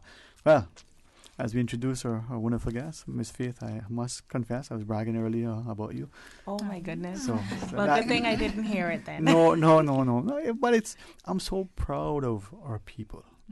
I expect a lot, you know that. Mm-hmm. I have high expectations, high standards. I try to live up to those myself, but we have to raise the bar, not reward mediocrity, and I think that's something that you champion. Yes. So together with Miss Faith and our new entrant into the arena. My new colleagues. I'm so excited. So first of all, thank you so much for having us here on our little HSA segment. For those who don't recognize my voice, my name is Faith Gailey. I'm the speech language pathologist at Health Services Authority. And I'm so pleased to introduce my new colleague, who is also a young Caymanian. Mm-hmm. Although I'm getting to that age, I can't say I'm a young Caymanian anymore. Of course you can. Oh my gosh. But Miss Raven Williams, nee Ramon, who has joined our team. She joined us last year, December, and we are just so thrilled to have another speech therapist on staff. It's something that I think was very much needed. And just to be able to grow the department with another Caymanian, I think, is just even more rewarding than just getting a new colleague, is that it's another Caymanian. Yeah. So I'm excited. I'm sorry to. I can understand Miss Faith saying that she's not, so young anymore. Right? Imagine what I feel like. Oh, but I won't. I hope I won't embarrass you, but yes, so proud of you. Thank you. And the fact that we are seeing more and more of our people getting into these professions and understanding the commitment, the time, recognizing the incredible intellect and discipline and dedication. And I think, as Michael was sharing, the delayed gratification. You're not going out on weekends partying because you need to prepare for that exam or do that thesis or what have you. And that's been inspiring. Yeah. Exactly. So welcome. Thank you so much. I'm happy to be here. Well, it is an honor to include you in our discussion, and we're very grateful for the opportunity to reach out to the HSA and have that discussion. Now, speech and language. Mm-hmm. I'll confess to you that I've probably over the years done myself the greatest disservice. I'm a West Bayer. I make no apologies for that. Dialect is not a disorder. No. Well, in some quarters they do. I do clip my words. I never paid great attention to elocution. Now, my writing, I've always tried to make my writing as best as I can. If it's wrong, it's either because I was inattentive or I didn't know any better. But when I speak, it's fast at times. I didn't enunciate. I didn't know any better. But my V's and W's were deliberate. And when I got one day, and I say this with great apology to our politicians, I love when radio came on, you used to have the roundup of all of the Caribbean news, and you would hear the politicians from all of the different, I call them jurisdictions. And there was no question that this was Barbados or Trinidad or wherever. You knew that it was in Cayman. I would listen to our Legislative Assembly and I go, is that American news? Is that... I did not know where that was. Now, thankfully, some of us went to schools in those places, and we picked it up. So hopefully he doesn't say, boy, he gave me a compliment what he want. The Honourable Speaker and the Honourable Opposition Leader, you know, one is West Bay and one is the North Sider. Very much so. Right? And I'm so proud of that. Right? Not to say that, we're not likewise with the others, but that's so encouraging. Right? It is. We need, and I think a lot of that too just comes from the fact that we need to encourage more Caymanians to get into these types of fields. I speak very clearly, but you also know I am a Borden towner. Sorry, I tell people you're West Bay. No. Everybody tries to claim me, but I am a Borden towner. Me and Mr. McCoy had a conversation. We can claim you. Okay. Now, so just... No problem. But I think the thing is that we have to get away from the mindset that having a Caymanian dialect makes you sound less intelligent, or that it makes you sound improper, especially when we live in a country that is such a melting pot and you have people from so many other jurisdictions. We often, as Caymanians, are the ones that change who we are to make the others feel comfortable, but you don't really see that in other jurisdictions, especially if like Raven and myself, you've gone to school and you've seen that. So, I mean, one of the things that we ethically as speech therapists is we don't change dialect. Right. If you want to sound more intelligible, we will help you with sounding more intelligible, but we don't view dialect, and that's worldwide.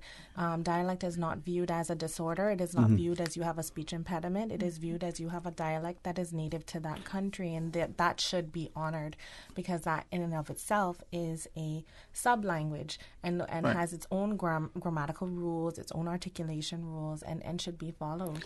But with the greatest respect, and I'll be guided by you, and we'll get into discussion. But as I look, there's no question that I don't suffer from lack of confidence. I don't think that's an issue. I don't think I'm arrogant by any means, but if I tell you that... You're assured of yourself. Oh, no, trust me. My parents raised good children, and I'm the worst of them. And how are they, by the way? Thank God for asking. They're exceptional. They're doing well. I haven't seen them in a while, so I'm glad they're doing well. They're awesome, man. I tell you, they're amazing. And I think the examples that you've seen in your household... Now, I kind of miss my mother reciting sort of poetry, and she would be humming little things, and the scriptures. No, I just get beat up over it. Boy, you should go to church. No, she's gonna probably tell me later. But I was saying that to recall an interview. Sometimes you go in and you're told to speak a certain way, not that you can be heard, and the prospective employer many times to me spoke poorly, grammatically incorrect. But yet, because of the accent intonation, you believe that they were smart. And now, likewise, our children, because of the educators in schools, the exposure to the media, may have developed a different accent. Is that a dialect? Dialect, right?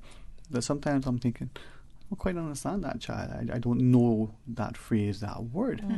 But that is the phrase that whether you're in China or Canada or in Cayman, it's a phrase that all the young children in that sort of arena know. Impacting us, Ms. Raven, in a very, very, very different way.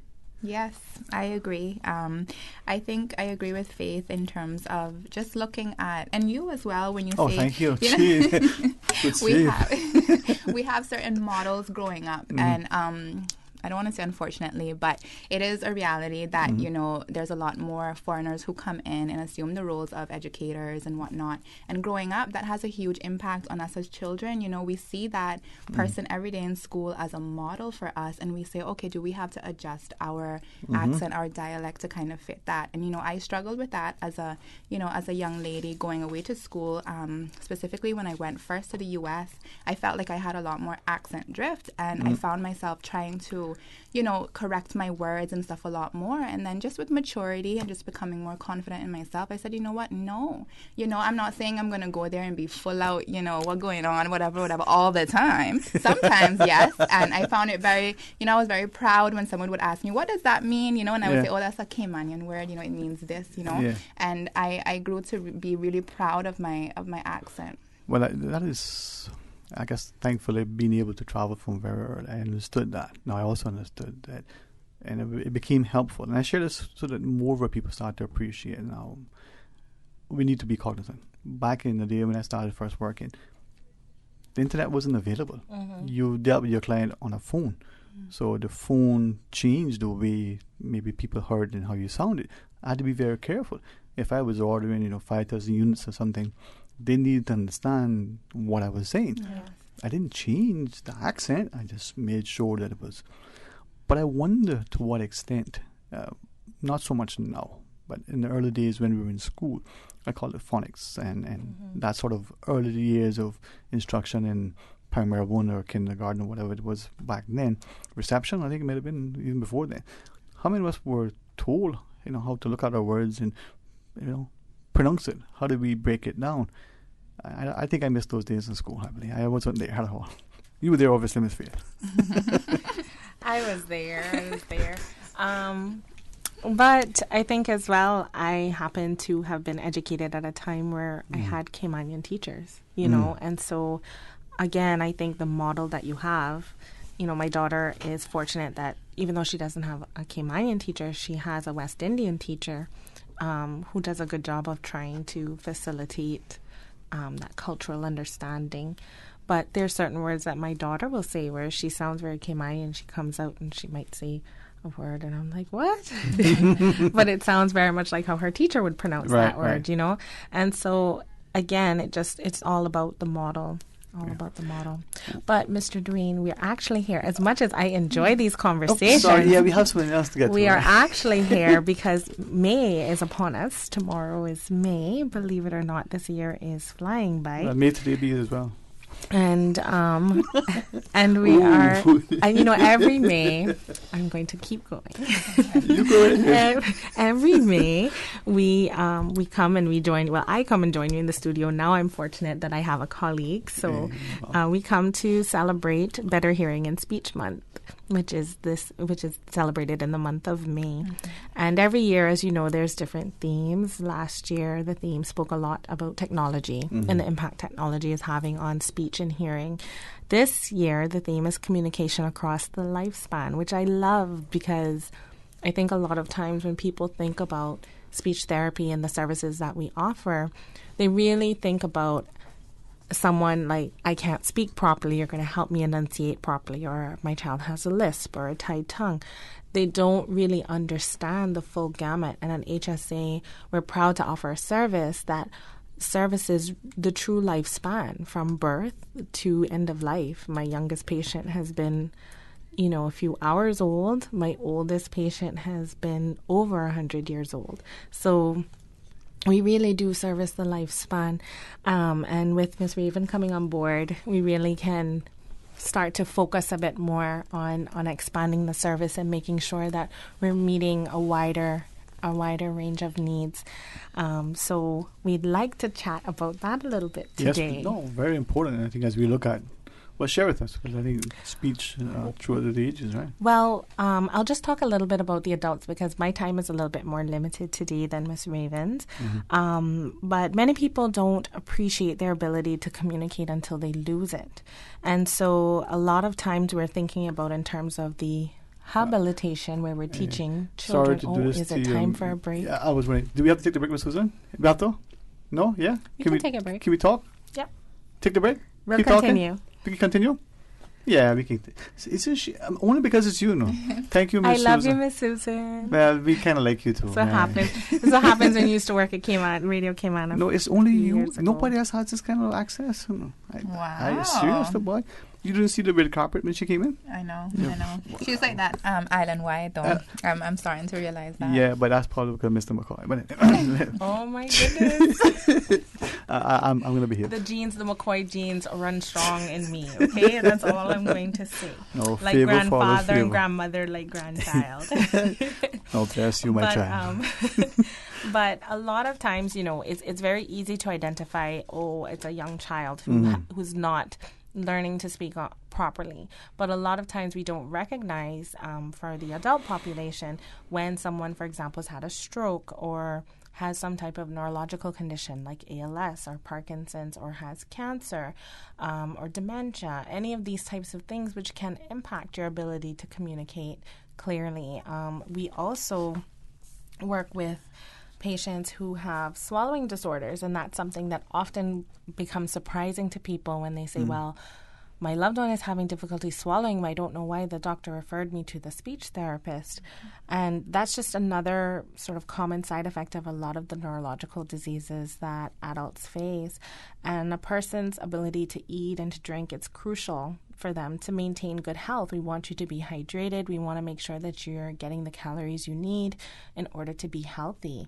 And so, and just the quality of life, exactly. as well, is just that, especially here in the Caribbean, that's such a huge part of who we are, the ability to eat and to enjoy and to share a meal with one another. And so because a lot of the muscles that are used to speak are also the muscles that we use to swallow. So that is how come the speech therapists have become the gatekeepers of the swallow function, so to speak. So we help people with the muscles that they use to chew to swallow. We help them determine positions and accommodations, whether we need to change the texture of the food or thicken the liquid. We help to give them strategies to help making their swallow better, and we also do therapeutic techniques at HSA. I myself am trained in McNeil Dysphagia Therapy Program and in Vital Stim Dysphagia Program, so both of those are certified programs that have strong evidence base, and that's a service that's available at HSA for patients that have had cancer of the throat, of the tongue, of the mouth, patients who have had strokes or any other neurological conditions. So those are services that are available to help preserve and to help them regain swallow function. We also provide aphasia therapy, which is if you've lost the ability to communicate or to understand after a stroke. We help with apraxia of speech, which is a motor coordination issue. We help with dysarthria, which a lot of times after someone's had a stroke, you notice that they have almost like a slurred kind of speech, like they sound like they're a bit intoxicated, but they're not. That is also a motor speech issue. That is something that we can assist with. We help a lot of patients with voice disorders, whether you have nodules on your vocal cords, you have a paralysis of the vocal cords. So there's a wide range of services that we offer adults. We also have a wonderful stroke group that we do on Friday mornings. So if you are someone who's had a stroke perhaps quite a few years ago, and you still notice that you'd like some support with your speech, with your interactions with individuals, that's something that you could come and attend, and it's a wonderful opportunity. So I know we need to go on a break. Yeah, let's do that. When we come back, continue discussion, because this, to me, is enlightening. So stay tuned for Talk Today. Excuse me, I noticed you from afar. Really? Me? Well, not you. The KFC sandwich you're eating? Oh, Zinger. Sorry, I'm not trying to be funny. No, it's called the Zinger Sandwich. Crunchy, juicy, 100% chicken breast, crisp lettuce, sweet mayo on a seeded bun with a little zing. KFC's chicken is not factory-breaded, frozen and refried like the Burger Boys. Customize your KFC Zinger and dip it in barbecue sauce. Wow, now I'm starting to notice you too. KFC, it's finger-licking good. Headlines. With the latest headlines. Headlines. All the news when you want it. Tune in to Radio K-Man for hourly headlines of the day's top stories. One of K-Man's bright and shining young stars. Local, regional, international. Headlines. Turning to international news. Updates on the hour between 7 a.m. and 6 p.m. on weekdays. Radio K-Man News. Headlines. Your voice, your choice for today's biggest news. The 2019 Cayman Islands International Fishing Tournament is here again. Kickoff party will be at the Margaritaville Hotel on the West Bay Road this evening from 6 until 9 p.m. Country singer Dexter Bawden will be on hand to entertain. Registration fee is US $500, which qualifies teams to win over US $300,000 in cash and prizes. Go to results.fishcayman.com for more information and to register. Seco Bimini will start from the Georgetown Harbor on May 2nd at 7:30 a.m. Save time, don't stand in line. You can apply for or renew your trade and business license online 24 hours a day, 7 days a week. Just visit dci.gov.ky and click on the Trade and Business Online application link. Now, you don't need to stand in line, take time out of your busy schedule or try to find parking. You can apply for your trade and business license online. Visit dci.gov.ky today and save time for running your business. Money Sense, bringing an informed financial perspective to the Cayman community. Brought to you by the CFA Society Cayman Islands and sponsored by One Trade X. Join Money Sense Thursday at 7:30 a.m. and email your questions to moneysense@candiwaki. That's money, SENSE @CANDW.KY. Money Sense, the only personal finance radio show in the Cayman Islands. Brought to you with the support of One Trade X. Talk today. But I do have some questions. Talk today. Cayman Islands' foremost listeners participation program. Talk today. Because there are more questions than answers. What the public is saying. Waiting to take your calls right now. Sterling Dwayne Ebanks.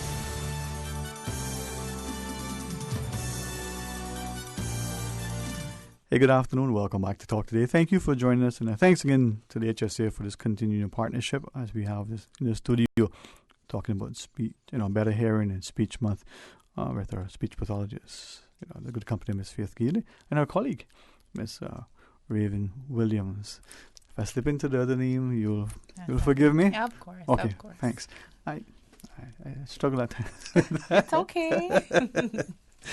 But it is so not just refreshing, but it's more importantly, sort of satisfying, but equally, gratifying that in our small community, the resources that we have, just even through the HSA, not even in the extended community. Some people don't appreciate speech pathology here compared to, say, a jurisdiction that may have tens of millions of people. Sometimes don't have what we have. No, and that's something I think a lot of people in our community aren't aware of. And I mean, speech therapy is something that is available in the region, but I think what makes Cayman different is the only other jurisdiction that I think that provides it in hospital like we do would be Tobago, Puerto Rico, and Bermuda.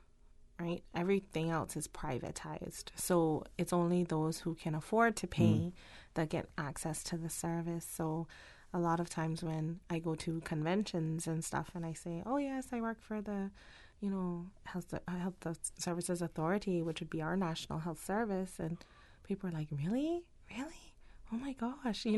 They're really surprised by that because the private practice is so prevalent in the rest of the region. So, and when we think about in Cayman, I mean, there's only 2 of us at HSA, but on island, we have about 16 or 17 speech therapists now for the whole island. I mean, I remember when I was going to getting ready to go to university, I'm dating myself now, there was only 2. There was only 2 on island, right? Oh, there's 2 people, Adam and Eve. No. I wasn't sure what you were going to say. I'm not that old. Hey, why not have fun? I mean, sorry. I'm not that old yet. But, there was only 2, right? And so one who worked privately and one who worked in education. So to see it grow so much since my initial interest in high school has just been phenomenal.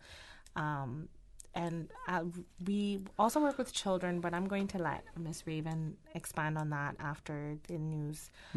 So I'll just focus a little bit more on the adults. But I just want to say HSA does have a really wonderful internship program.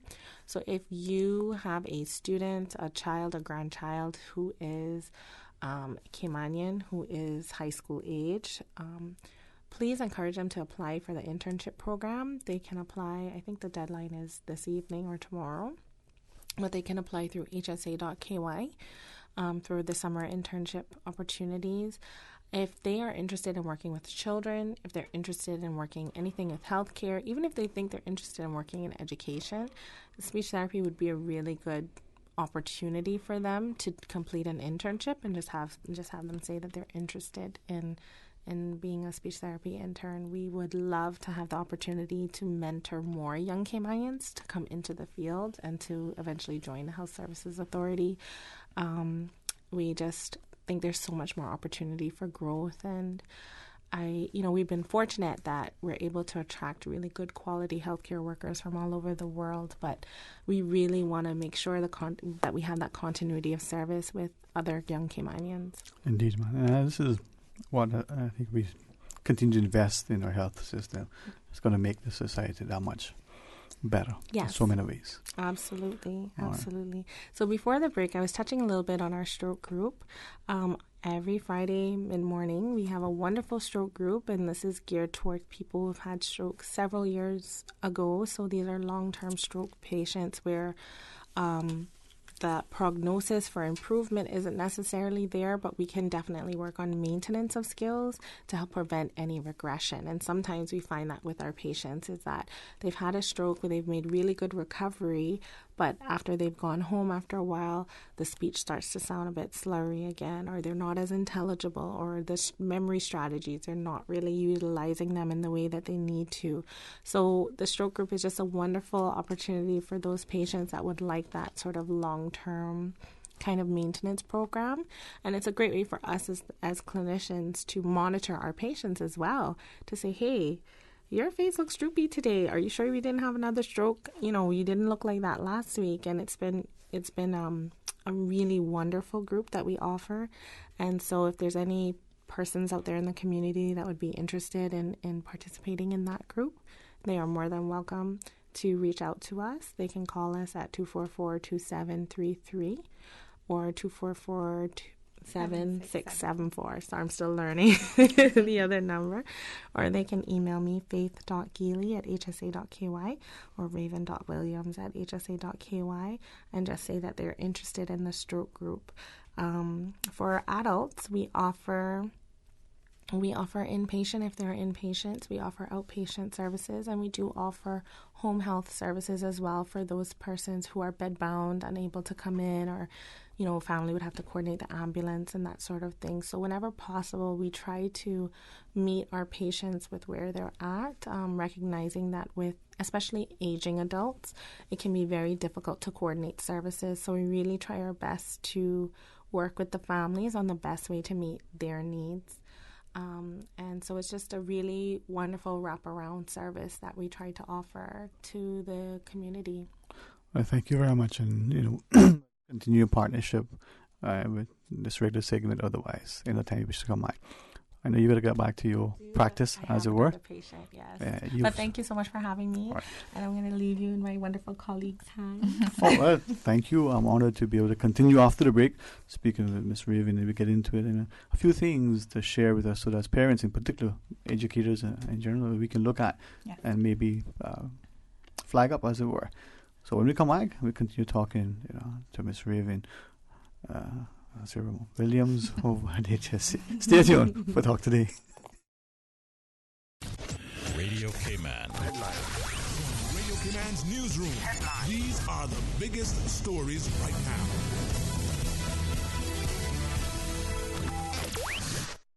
Conch and Wilkes seasons are closed from May 1st through October 31st, and during that time, the Department of Environment says anyone possessing, attempting to sell, or attempting to buy locally caught conch or wilkes will face prosecution under the National Conservation Law, NCL. Environment Minister Honorable Dwayne Seymour notes these closed seasons for each species usually coincide with that species' annual mating and reproductive season, which is important for us because it gives the species a chance to replenish and increase their numbers.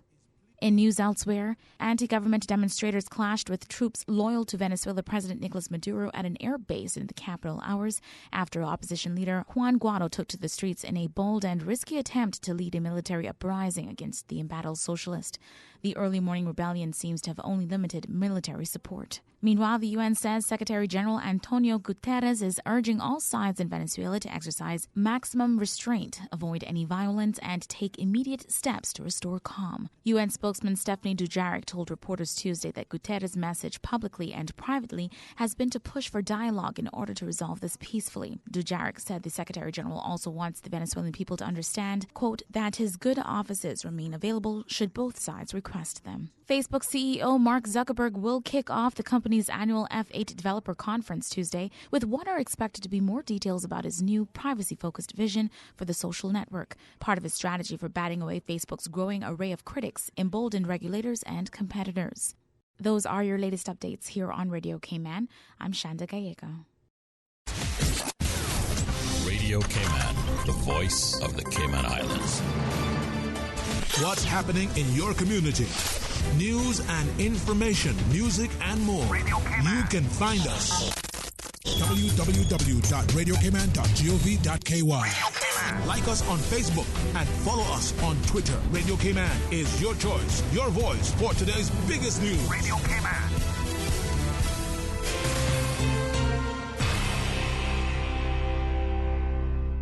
Talk today. But I do have some questions. Talk today. Cayman Islands' foremost listeners participation program. Talk today. Because there are more questions than answers. What the public is saying. Waiting to take your calls right now. Sterling Dwayne Ebanks.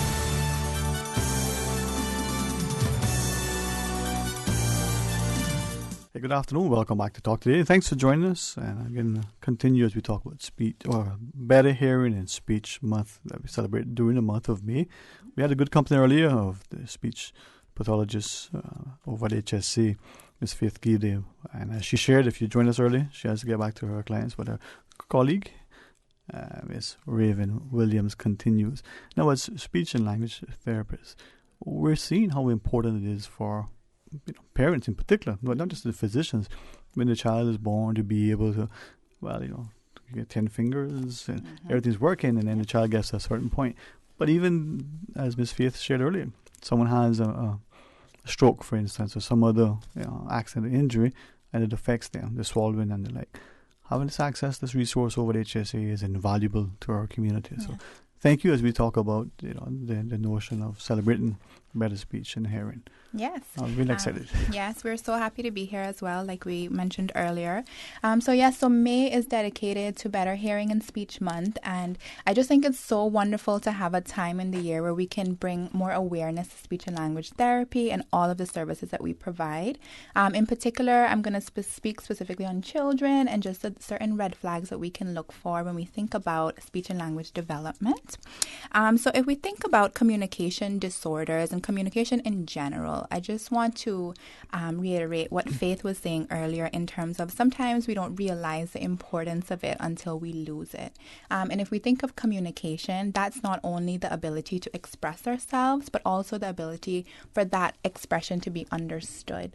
Because sometimes we may think that we are clearly expressing ourselves and other people are not able to really understand us. So that's where we come in, trying to help people better communicate in a way that is understood by other persons, and also for that person to be able to understand communication that is given to them. So when we think about children and communication disorders in children, we have a variety of different things that can happen. We have the general language delays or disorders. We kind of think of delays before. If we think of birth to about 4 years, we'll typically say that child has a language delay. That's until we can really see if the delay will be something that'll turn into a disorder, if it'll be kind of a lifelong situation. So we have in both of the areas, we have expressive language disorders or delays, which is the expression, so the use of words, the use of sentences, and so forth. We also have receptive language disorders or delays, which looks at the understanding of words, the understanding of sentence structures, directions, and etc. We also have stuttering or disfluency that we deal with in children. We also have articulation. So that looks more at kind of the pronunciation of the sounds. And we have a lot of children who, there are certain sounds that are developmentally appropriate. At a certain age, we would expect a child to have certain sounds, have acquired certain like sounds. the oohs and ahs and the early on? The vowels, yes, we typically hear those in babbling at times with consonants. But if we think of really young children, we like to see the k and the d. Those type of sounds are the earlier developing sounds. And usually if a child is 4 or 5 and they're coming in with problems with those sounds, we will start there. Because when we think of sound development, sound acquisition, we look at those early developing sounds first. We also have apraxia of speech, which we can also see in adults, which is the motor coordination of speech. We have children who come in, and it's just a bit trickier for the brain to send that message to the mouth to be able to clearly produce that word. And we work with them to kind of pace themselves. We start with shorter words, and then we work our way up to the longer words to help them be more intelligible in conversation. So if we think that's, we also have social pragmatic stuff. So that looks at, we're hearing the buzzword a lot lately of autism and ASD. So we can have children on the spectrum in that area of social pragmatics, but we can also have just general social pragmatic disorder, where we have children who struggle with, being able to socially use language, whether that is in conversation with other people or just a nonverbal aspect of socially interacting with others. And when we think of the causes of speech and language disorders in children, a lot of times you'll hear people ask, so what caused this? And there are multiple factors that can contribute to speech and language disorders in children. One of the factors is environment.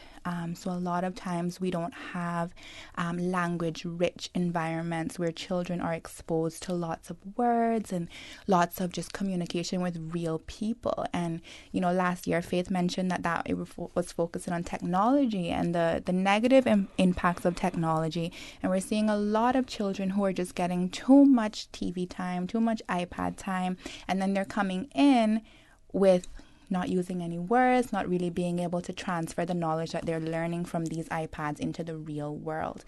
So just having the deprived language environment can contribute to a child having a speech and language delay or disorder. Something that you just shared then, and I reflect on a conversation just this morning. Affluence can have its benefits, but it can be a downfall. A parent sharing that in the home environment, they thankfully were able to make the sacrifice and bought all the technology, get all the things that would help with learning. The child has this, but the child doesn't have this conversation. Exactly. And you're thinking you're deprived if you don't have the technology, but also you're being deprived of conversation. Exactly. I mean, who knew talking out playing with Susan was a good thing, you see? So having that is important. Yes, very, very important. Nothing beats real world interaction, human to human interaction. The TV, yes, no matter how much they put in these programs where the TV will try to talk back to you, it does not beat having an actual human being with emotions and expressions, facial expressions, who will actually, if you don't respond the first time, will nudge you to say what's going on, say something. The TV and the iPad can't do those things. Right, even if you try to prompt it. Now, with that, as you were talking about some of the delays and perhaps potentially the disorders, we look at autism. I don't want to get into that because that's the whole thing. But dysgraphia, for instance, we look at some of the other ones that have been recognized, and we see some of the learning disabilities over the years. Yeah. The child's looking at it and they're mixing up a word, they're transposing a sentence. That's one thing. But even more than that is what we're considering. Yes. So there's, like I said, there's tons of different things that can occur. And like I said, you have environment that can be a factor. You also have neurological things happening in the brain that can contribute to a child having a delay or a disorder. If we just think of premature babies, they're delayed. We look at them in terms of their physical size, but we don't remember other things can be delayed as well, because of them being premature. And perhaps too, when we think of premature, we may say the child who is months premature, but maybe even potential weeks premature, that otherwise look, relatively healthy. Yeah, exactly. That extra few, little time in that nice little place there makes a big difference. Yes. The language-rich environment that we speak of. I'm thinking of the home, where there's a lot of laughter and game playing and music and good conversation. respectful compared that to the home where there's a lot of banter and cursing and other stuff. One probably maybe better in a sense in terms of developing language. Well, what we're seeing a lot lately isn't really that comparison in terms of positive banter or negative banter. We're seeing just the lack of. So we're seeing a lot of children coming from homes where there's just a lot of TV and technology, parents, busy parents. We have single parents. We have married couples who finding it really hard to spend that floor time with their children. You get home after a long day, you're exhausted, and you have this child sitting in front of you. The easiest thing to do while you cook dinner is to plop the child in front of the TV, right? But that is at the detriment of the child at times. Wow. So. I want to ask you more about that, but we do have a caller. Okay. Miss Raven Williams, our speech and language therapist over at HSA, is our guest. Hey, good afternoon. You're on Talk Today. Good afternoon to your guest, Raven Williams. Hello. Good afternoon, sir. How are you? I cannot thank you enough for choosing this profession, which is so rewarding and so critically important to the development and to the rehabilitation of people who have lost their ability to communicate. Yes. You are one of very few, and Faith is, I think Faith was the first Canadian to do speech therapy. I think so. But I'd like to really welcome you to this profession. It's a very important and critical part of who we are. Thank you. And it is you will have unending work. Yes. That is, I thank you for choosing the profession. Thank you. And I'd like to also, in the light of the predominant West Bay swing, I'd like to reemphasize that you do have fun on roots of which we are proud. Hey, listen to me now. I know where you live. You know where to find me. Yes, sir. I would like to really provide encouragement to Raven. Thank you. The universe is wide open to your growth and opportunity. And with Faith as a mentor, it is going to be quite a journey. The best is yet to come. Thank you. I have been an observer as you grew up as a youngster. I'm absolutely proud of your ability to have a mature sense of purpose from early beginnings, and credit to your parents, credit to the Almighty, but also credit to a community that has welcomed you home. I'd also like to thank you for it is so relevant for us to acknowledge that our accent is under siege, and this accent is critically important to the color and fabric of who we are as Caymanians. Thank you so much for being a part of who we are. Wish you all the best. Thank you so much. May you hand the baton on to other youngsters who could take up this noble, important profession. Thank you so much for calling. Thank you. Very encouraging, man. Yes. With great respect, we'll take our final break. When we come back, let's talk more about those red flags. Let's ask about some of those potential disorders, how to treat them and the like. And we also have things in store for you that you can be a part of when you can celebrate, a better hearing and speech month during the month of May. Please stay tuned for Talk Today.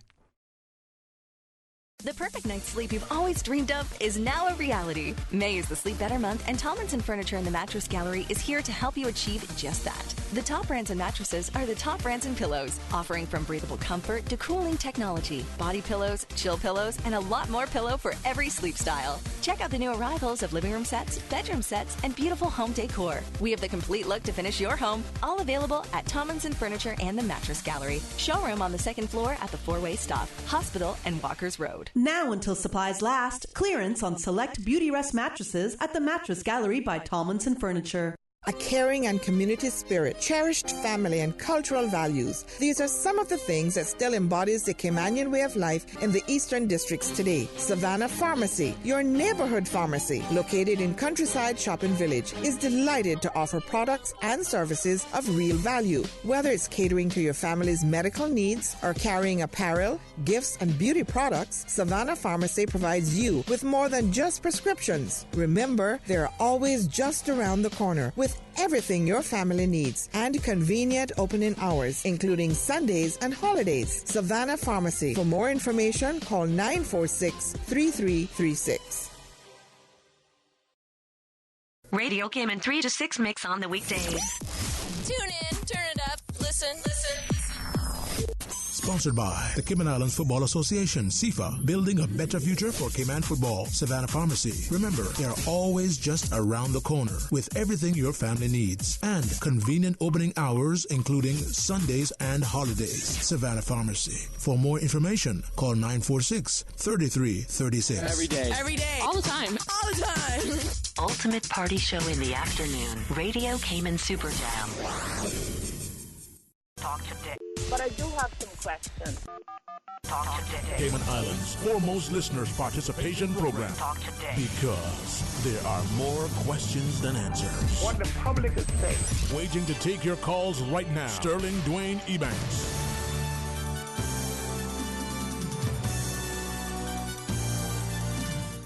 Hey, good afternoon. Welcome back. Thanks so much for joining us. And as the caller before shared, we have a wonderful society, and all of us that work together, we make it even better if we do it with a sense of love.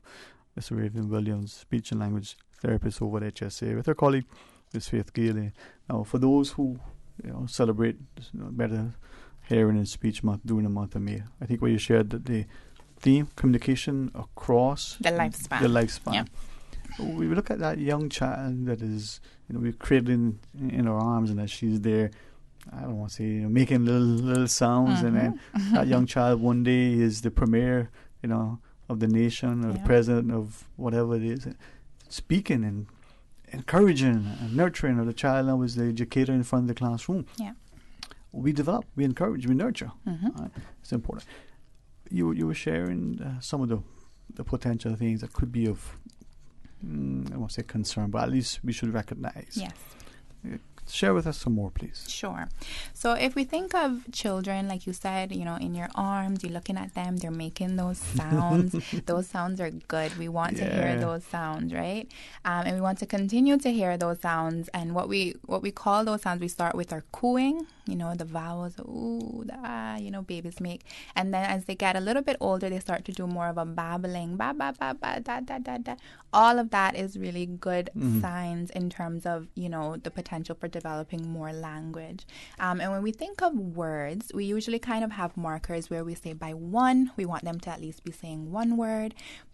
In just a one word in terms of pointing or whatnot. By two, we want to see two words put together. So big ball, red ball. By three words put together. So when we think of, is my child, what's happening? Is my child not saying anything by one? Give some time. But if at 1 year, 3 months, 1 year, 6 months, you still have no words at all, you can think that that's a little cause for concern. Because we want to see at least one word start developing at around 1 year to 2. We also, in terms of red flags, if your child is not pointing at things or not really making that eye contact with you or with other people, or, really just a lack of interest in the world around them, that can be a red flag at an early age as well. We also look at following directions, simple directions. If you feel like you say to your child, look at the ball, bring me the ball, simple things, and you don't feel like it's registering to your child, that could be a red flag as well. That could also be a potential hearing implication. Sometimes we have children, you say, he's so stubborn, he's not listening to me. The child is unable to really hear what you're saying.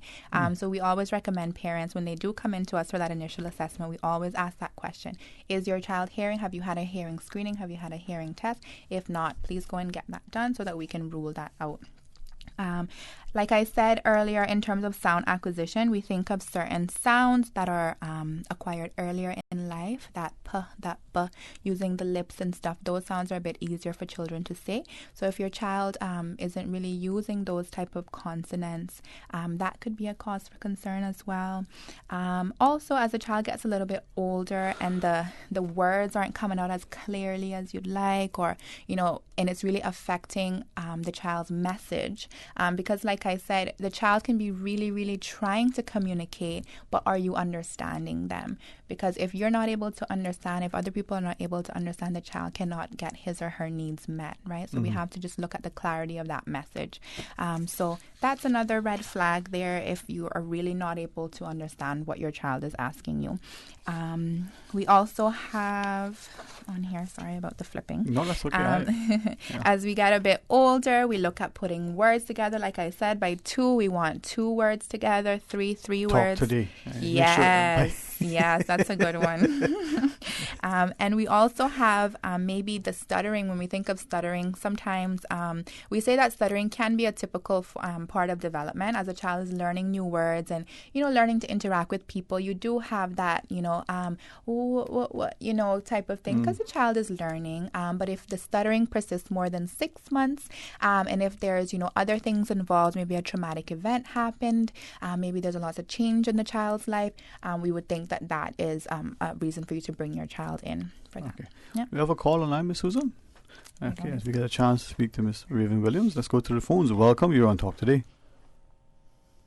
Hello. Hi, good afternoon. How are you, my friend? Yeah, I'm sorry. I thought open mic, but I see something briefly 1 minute. Okay. The whole semantics of language, right? That portrays in elements of narratives, illustrations, and how it illuminates, You see me personally studying, I talk rap and lyric fast now. Right? Me too. Yeah, you see, but the thing about it now, in public, some people might understand me from a different country. Like, you talk about them, they understand me. That's my advantage. But it may sound irrelevant. But it's something different there.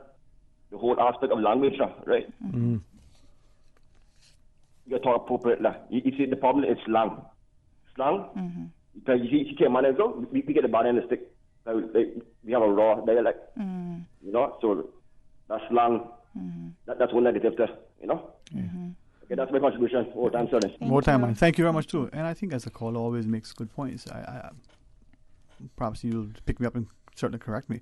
But when we look at the Cayman and then the amount of different dialects that I hear, mixing with our own, from our educators to our co-workers, our children sometimes could be a bit, I would say, confused. How do I say? Is it a hand or a fan? Yeah. Is it, whatever it is, right? Yes. So we need to know the difference, and I think having opportunities like this month, the month of May will provide through the open houses, the clinics, the workshops, the lunch and learn. As parents, we can become part of it. Tell us some more, Ms. Raven. Yes, I agree with what the caller said in terms of differentiating the slang and then what is more appropriate. But that is something, as you continue to grow older in this life, you have to figure out, your environment, where you want to go, how you want to be perceived, right? So like I said, I struggled a lot with that when I initially started school in the U.S. because I felt like I had to talk proper, say everything like, an American. But that was because I felt like people weren't really understanding me, right? But what I found is that certain words, what I started to do is I would talk normal in my typical Cayman accent and dialect. But there were certain words that I could not use that could be seen as slang that people really would not understand, right? So if you think of like bunker, right? You go and you say, oh yeah, that's my bunkie, and they're like, what? That's like something that people won't understand, So you kind of have to be self-aware and just figure out exactly where you're at in your environment and the type of words and stuff that you can use that's more appropriate. Right. Understanding the context, we think through the presentations, perhaps we're part of a group and you're giving a presentation to the class. Yeah. Now, you don't need to change your accent, your dialect. Exactly. But you got to make sure that the audience can understand what you're sharing. Yes. Now, I probably mightn't, be obvious to some people, but I do talk fast. How do we get there? And I think having that resource at the HSA, and as Ms. Faith shared earlier, within the private sector is good for all of us, but for our young people. During the month of May, as we look at it, what else can we access to help us to be more appreciative? Yes, so we're actually trying to make the most out of this month, this year. So we're trying to host different events and so forth. We actually have moved to a new location, so that gives us a great opportunity to spread more awareness. And we're finding that it is just a location in itself. People are popping by and trying to figure out what exactly speech therapy is. So that's been really positive. So we've actually moved now. So we're right behind GP, where patient financial services used to be.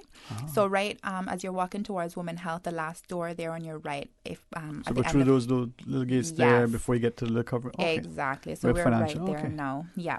And because of this new location and the month of May, we're actually going to have an open house on the 17th of May from 8:30 to 11. So people can come in, have a look at what we have going on. And we're also going to be offering free screenings. So the screenings will just basic screenings in terms of ticking off, those developing areas and seeing if there are any red flags or areas of concern in both children and adults in terms of going through with a full formal assessment. So we'll be offering that to the community on May 17th in our new location. That's a Friday, is it? Yes, it's a Friday. And we're also going to have a lunch and learn where Ms. Faith and I will be hosting 1 hour just presentations. We haven't picked the topics as yet, but we'll pick something in terms of just sharing more about a particular area in speech and language therapy. So we'll have that on the 28th of May. We'll have our lunch and learn, and that's between 11 to 1. So that's Wednesday. Is there about something 24? Okay, so, all right. 28th, yeah. All right, so 28th is the lunch and learn, and then the open house is the 17th. All right. Mm-hmm. And this is where, so now, if I may ask, for people who want to access the services over there for speech and language pathology, do we need to go through our GP? Can we just call him? How do we get, I don't want to use the word referred, but how do we get to? That is the proper word. Okay. Yes, exactly. You have to be referred by your GP or your pediatrician. Okay. Yes. So you just make that appointment. You go in with your concerns. You say what's going on. And then typically they'll put in the note, refer to speech therapy. We will get that referral. And then we will, you can call and make your appointment with us to come in. Okay. And I think this is an invaluable service for all of us. We look at, those patients that have had strokes and now not only they're regaining their ability to grasp something with their hands again, but they can now speak and then communicate and enjoy and not be so frustrated. Yes. But they may be not as noticeable, those things, just perhaps cognitive skills are deteriorating because of undiagnosed illness. Perhaps there is onset of an early dementia. It can be frustrating. Neurological condition, yes. Yeah. And a lot of times, a child or an adult will come in with one thing, and through thorough assessment, we're able to pinpoint other things that may be going on with that person. So, assessment is very important in really figuring out what's going on. Picking out the nitty-gritties of everything, and we'll be able to provide, detailed information. All right. Well, we got the open house. We have the opportunities for lunch and learn. Yes. And information. Just check out the HSA. Yes. Well, it is a pleasure. I'm hopeful that I'll be able. I know you guys are extremely busy. I don't know how you find so many hours in a day. I want to find 24. I'm trying to snag at least 4 of them to sleep, but I'm not got there yet. So you managed to find 48 and 24. That's coming up. Yes. Wow. Yeah. So happy to be here today. Thank you so much. Speech and language therapy, as Faith was saying, it is such an amazing profession. We have the opportunity of the internships to come in so people can gain more awareness and to, get to see day to day of what we do. I just want to promote to all of the young Caymanians out there how incredible this field is. It's not only a job, but it is a profession, a career that you can continue to develop. You can, I am just so blessed and fortunate that I have chosen this field and that I am here today, and I will continue to promote speech and language therapy. And for parents, I don't know much about it, but little I know. Highly skilled and respected, years of intense training. Yeah. So it isn't like you log online, click a certificate, and then the next day you're trained. Yeah. It's years and years of study. It's not it's not that long. daunting. But it does take dedication and commitment. But it is worth it. Right. And like I said, it is a lifelong career that you can continue to develop, continue to become specialized, and you will be fulfilled. Right. Yeah. Well, maybe I say that improperly because I know some parents don't. We don't know. You want to be a doctor or lawyer, we know how many years. Yeah. It isn't the length of time, but this is a very respected, very needed profession here and globally. So if your child has an interest, yes. it isn't a Mickey Mouse degree, so to speak. This is so proud of you guys, man. Thank you. Thank you so much.